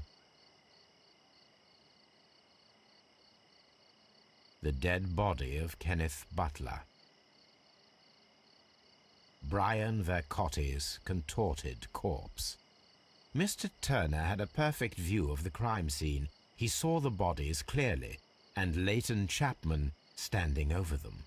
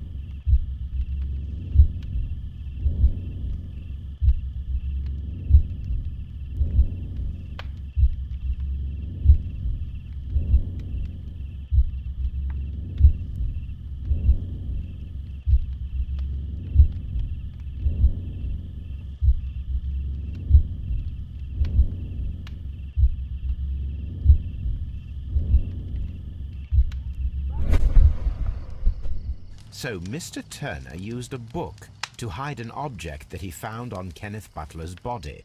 The question is, what did he find?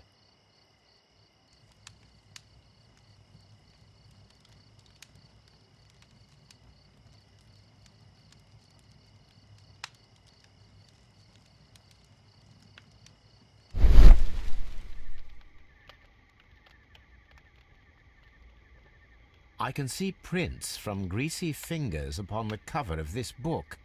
Let us take a closer look.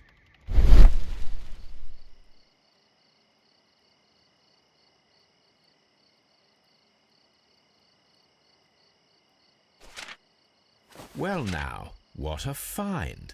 A precious jewel, concealed inside a book.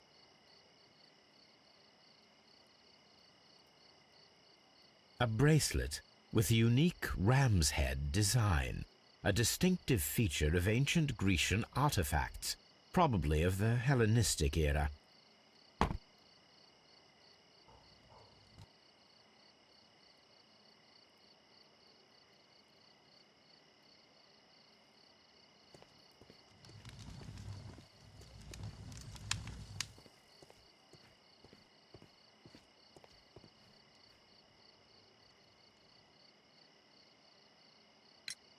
Mr. Turner, how would it be possible for a man of advanced years, such as yourself, to rush from his bed to the window in a matter of seconds, as you have stated? Well, I'm able to move very quickly, despite my age. And when the situation requires it, Mr. Holmes.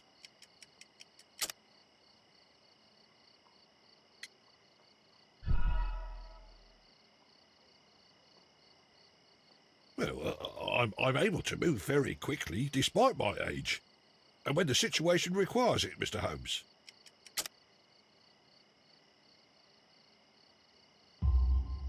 I highly doubt that, Mr. Turner. I observe that you suffer a severe limp due to your injured right leg. It would have taken at least 10 seconds for you to approach the window. That means you could have easily missed something or someone in Half Moon Street during that time. You're right, Mr. Holmes. I could have missed something. But it did seem to me that everything happened so quickly. Time can pull tricks on you. And what of everything else that you told us?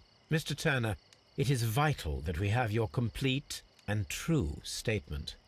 Mr. Holmes, I do assure you that the other things I said were most sincere.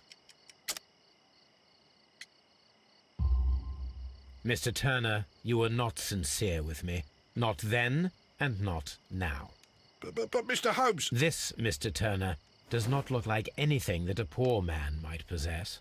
It is worth more than the home that you live in. I can explain. No, merely correct me if I am wrong. You saw Leighton Chapman through the window, but you also noticed a glittering object on the ground, this precious jewel. You walked down and took the bracelet from the body of Kenneth Butler, and when you heard the whistles, you hurried away. That broke your walking stick. It caught fast between the cobbles. Constable Marrow was unable to see you in the window, as you were climbing up the stairs on your way back to your flat. Upon returning home, you hid the precious jewel inside a book. Mr. Holmes, please don't send me to prison. I didn't do anything bad. I'm just a poor man. When I chanced upon the bracelet, I saw it as an opportunity to make a little money. I was desperate. I only took the bracelet, that's all, I swear. You made a mistake by lying to me. But you are not a criminal. I believe that. Although I must return this bracelet to its rightful owner. That's why it's better to stay at home at night.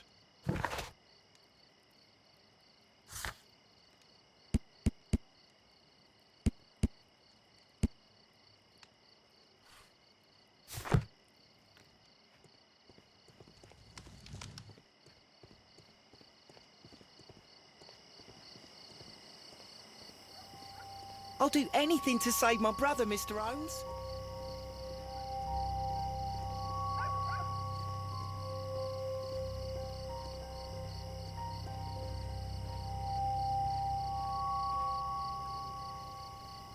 Mrs. Powell? What do you want? My name is Sherlock Holmes. I'm assisting the police with their investigation of the crime that took place this evening. Well, I've already gave my testimony, but very well.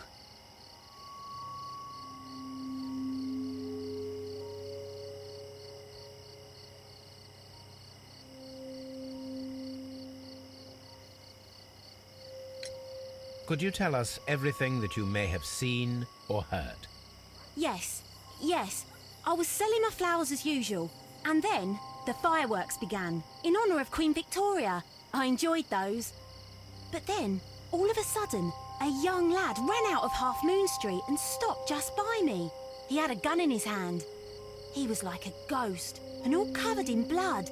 It was dark, but I could see him, because of the flashes from the fireworks. And then? I screamed as loud as I could. I knew that a policeman should be on duty in the vicinity. He had no time to escape. 2 constables got him. Then another constable came out from the very same street, and I heard him talking of a horrible murder. Mrs. Powell, did you hear the gunshots? I'm not sure. You know, what with the fireworks? Did you see anyone else leaving Half Moon Street, prior to or at the time of the crime? No, sir, I did not. Even with all the fireworks, I was very attentive, as I'm always on the lookout for customers. My thanks to you, Mrs. Powell. I suppose that I shall have to move my stool now.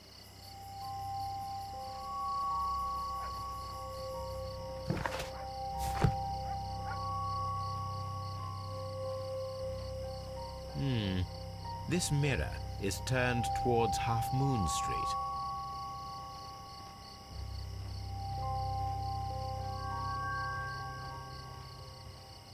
Locked. Locked.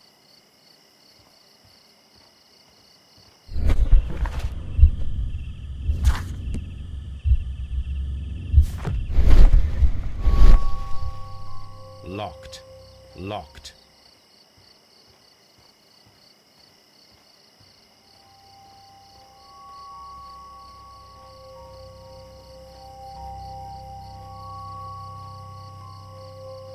Locked.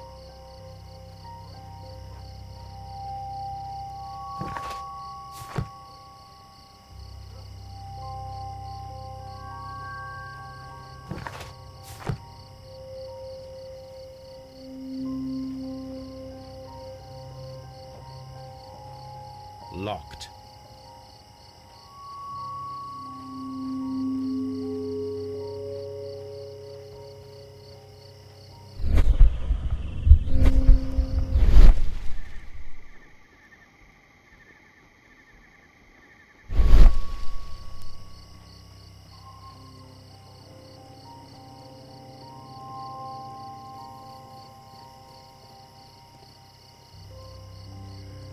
Mr. Holmes, did you see my brother at Scotland Yard? Is he all right? A fairly long pole with a forked end. I'm always wondering what's on your mind, Holmes. It would be my pleasure to assist.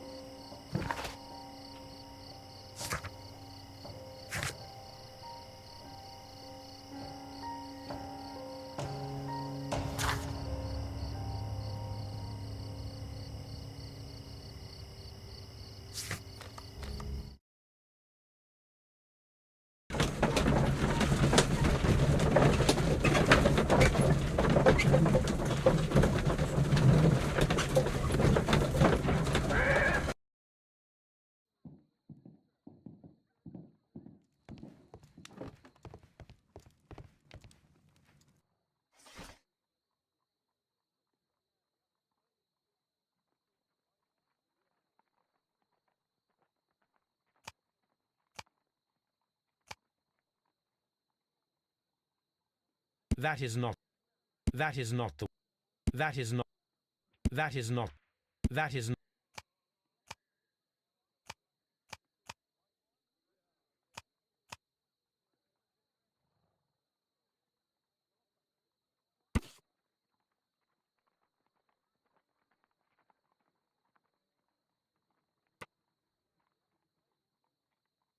Here it is. I need to continue my research in my archives.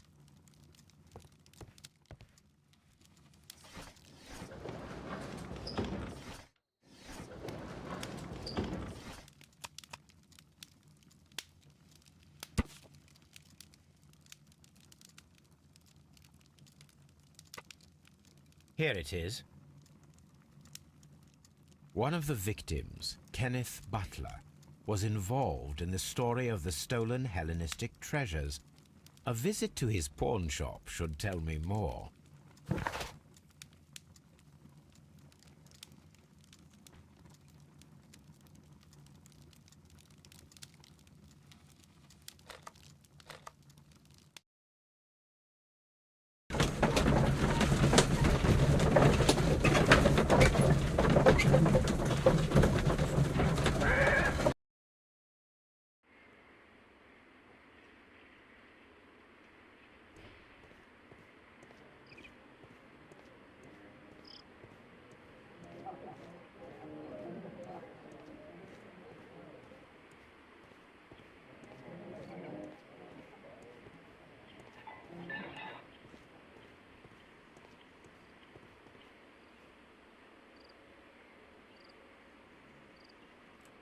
Mr. Butler's key matches the lock perfectly.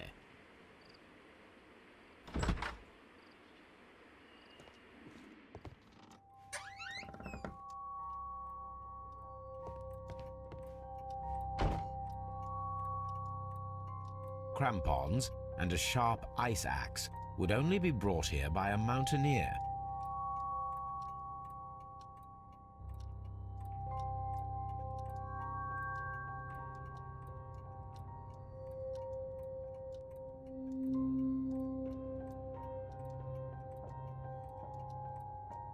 Crampon.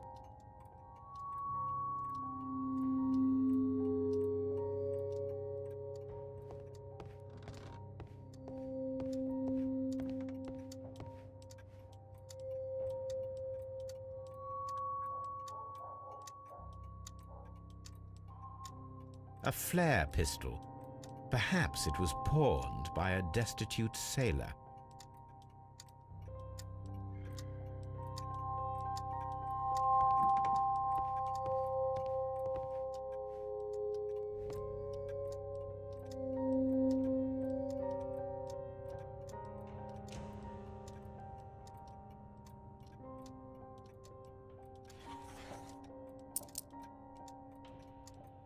The ram's heads. This necklace belongs to the 5 Rams of Mittelin collection. Interesting. That means that Kenneth Butler owned a part of this collection all this time, 10 years after the theft.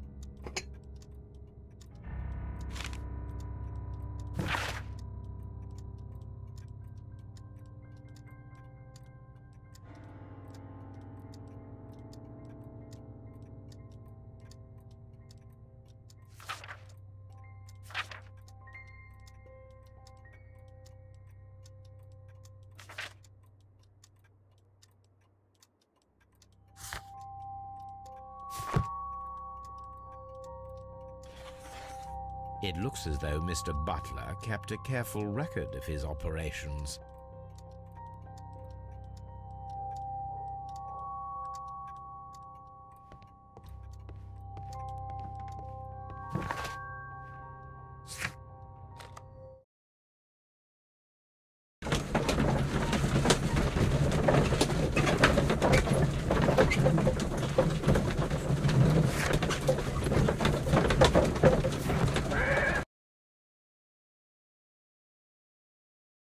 Mr. Holmes, whatever brings you here so late at night?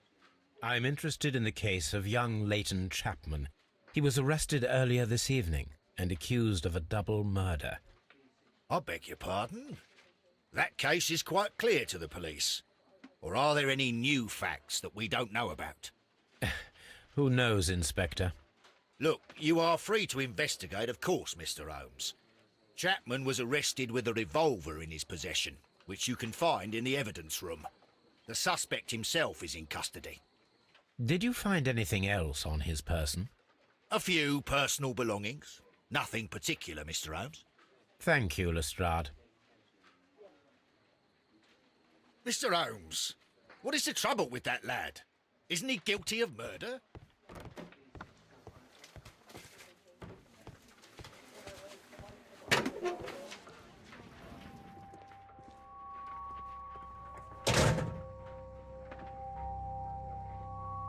A cheap watch, bought with his own money, no doubt. These cigarettes are filled with cheap tobacco, nothing interesting. So this is the gun that Leighton was holding when he was caught by the police. It is a Webley revolver, a reliable weapon.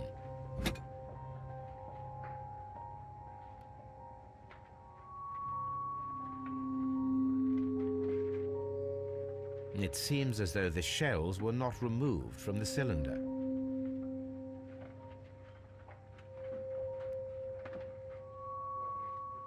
It seems...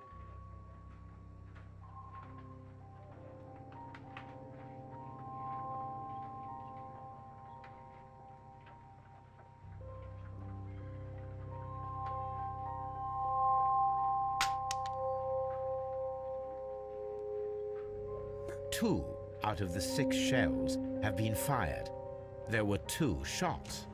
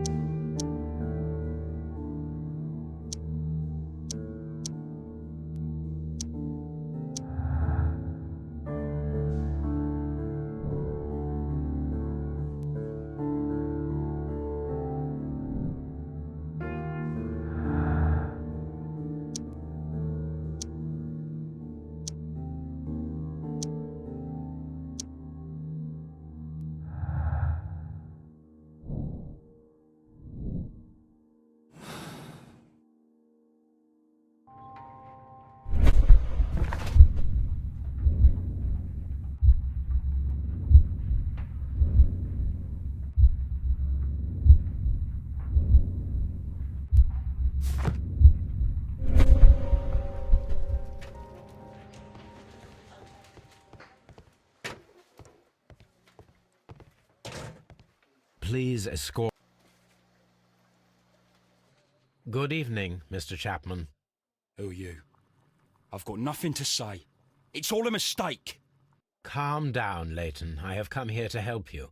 To find out if you truly are innocent, as your younger brother Wiggins has told me. My brother? You know him? Then that means you're... Sherlock Holmes. Oh, blimey. All right, Mr. Holmes. I'll tell you everything.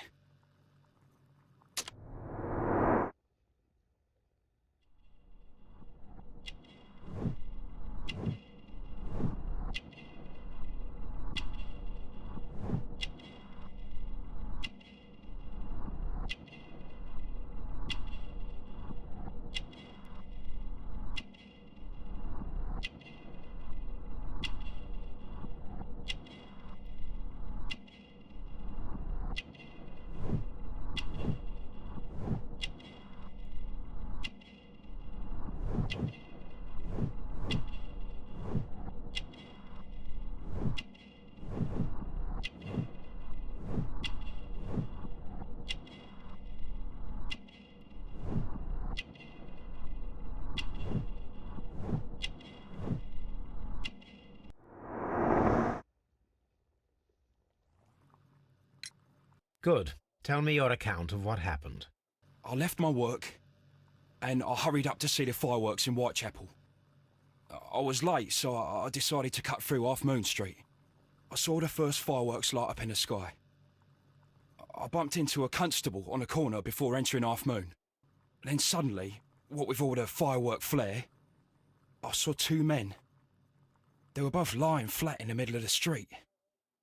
I stopped where I was. I thought about turning back to the police, but as I was thinking of that, I saw a third person. He was leaning over the body that was furthest from me. The second I saw him, he raised his head and he stared at me. In a flash, I saw his gun, but he made a dash for it instead and he escaped through Whitechapel Street.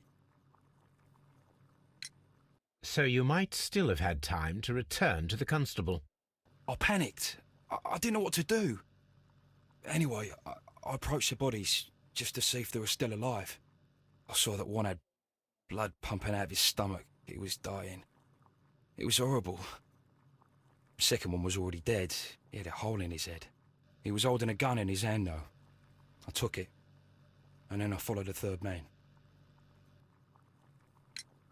Interesting. Pray, continue. I turned a corner, and I saw the man standing in the middle of the street. He seemed to be in some sort of panic. And then, Mr. Holmes, something strange happened. I told the police and they laughed at what I said, but I swear to you, my words are true. I started running towards him. But then I was blinded by a flash. It was so bright that I hardly saw anything for a good dozen seconds. But I kept running forward. As I arrived in Whitechapel, I heard a woman screaming. And then I was caught by the police. But there wasn't a trace of that man. Of course, then they found a gun and all that blood. I couldn't see the murderer escaping and all that mess. Perhaps I was still half-blinded at that moment. A thrilling account, my young man. Leighton, are you able to describe the person whom you saw standing in Half Moon Street? Well, I wasn't able to see his face at all. It was too dark, and he was too far away. I could see his silhouette. And what about that? Nothing so special. He was wearing a jacket. He was quite average in size and his weight. I see. Was there anything else that struck you at the time? No. But perhaps it's strange, but I can't remember the sound of his footsteps as he was running away. Perhaps it was because of the fireworks or the surprise of me seeing him. Leighton, I confess I am puzzled. Why should a young lad like you take a gun from the hands of a dead man and set off in pursuit of a probable killer? I know. I keep wondering that, but at the time it was like a reflex. A criminal ought to be arrested, and he was armed. You were willing to risk your life. That was a little foolish, unless you wanted revenge. No, Mr. Holmes. I was just being brave and stupid.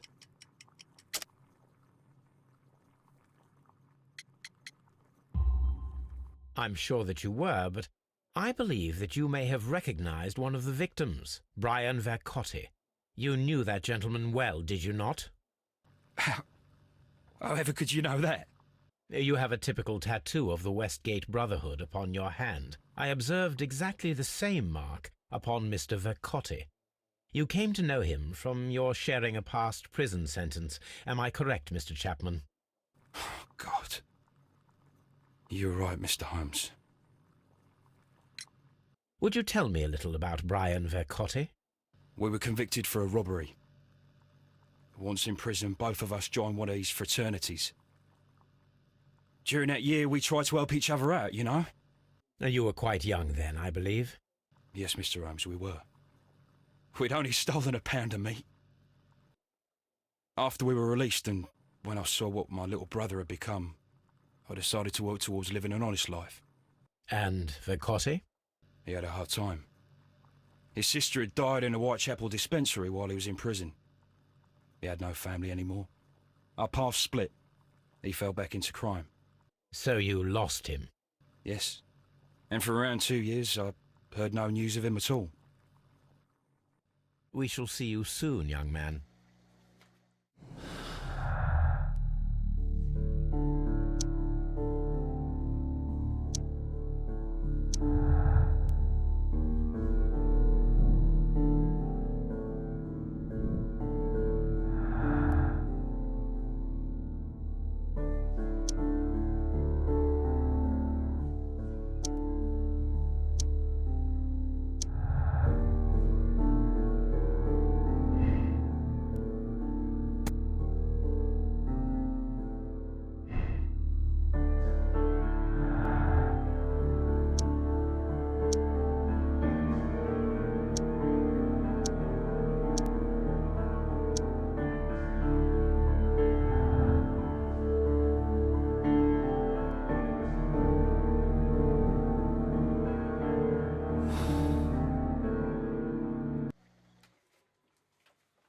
Mr. Holmes?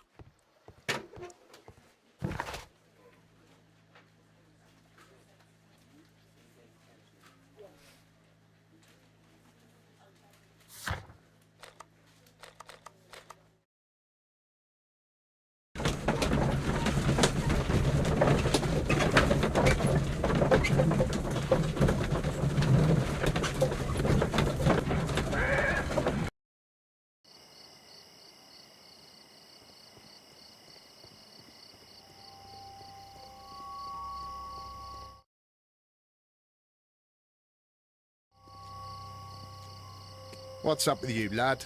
What are you waiting for? I'm waiting for my brother to be released. Your brother? The one that you caught, beat up and imprisoned. Ah, the murderer. He ain't killed no one, copper. Watch your mouth, lad, else you'll be joining that worthless brother of yours.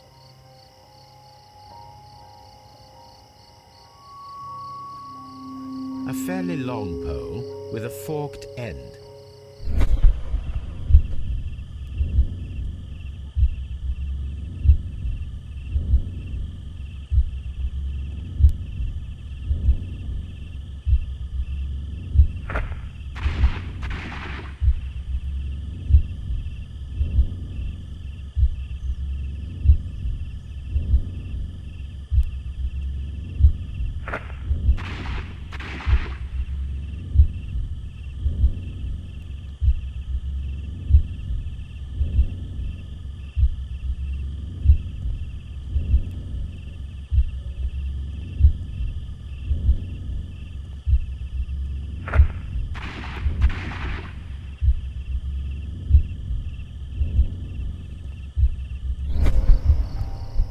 I am unable to see any higher. I need to find something to lift my lamp.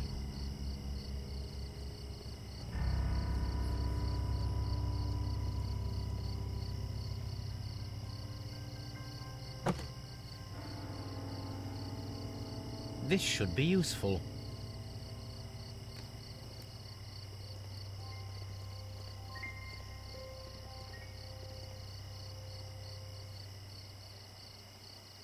Nothing interesting here.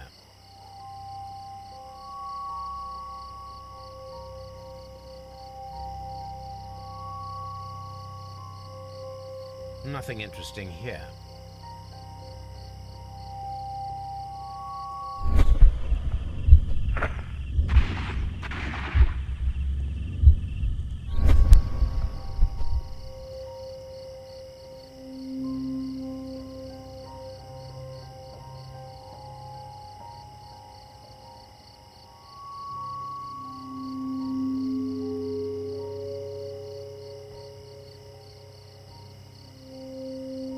This is most definitely a bullet hole.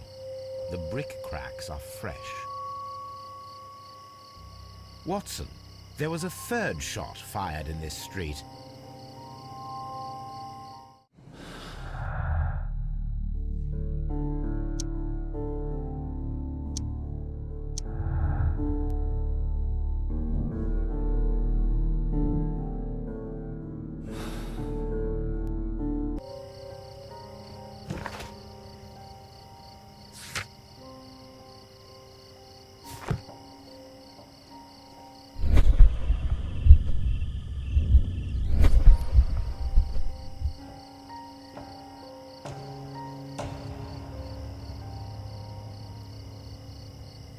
Constable Marrow, I would value your assistance in this investigation.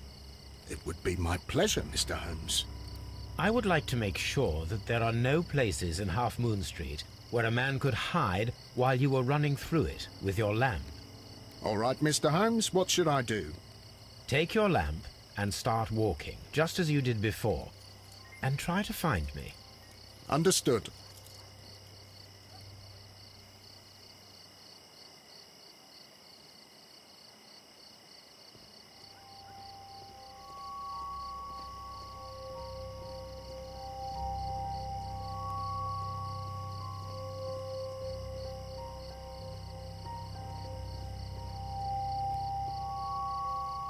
I can see you very well, Mr. Holmes. All right, Constable. Let's try again. I'll find another place to hide.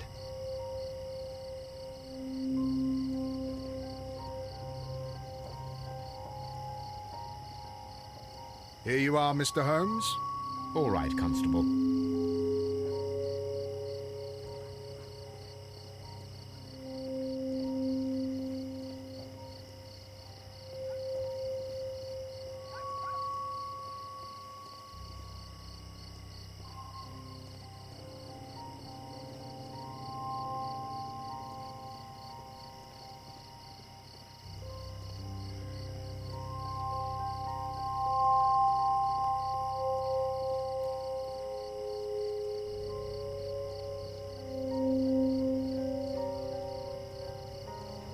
Mr. Holmes, it wasn't difficult to find you at all.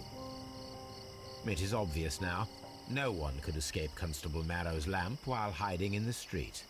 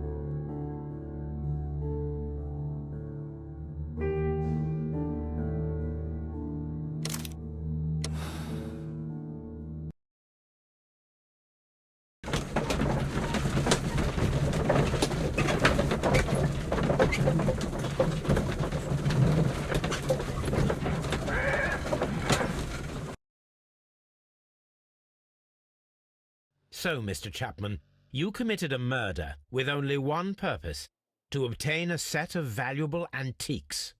What? No, that's nonsense. The only question that remains: where is the missing ring? I don't know. I didn't do it. You are a clever one. Do you think that this secret will spare you the gallows? Or prison for life? Mr. Holmes, but you promised to save him.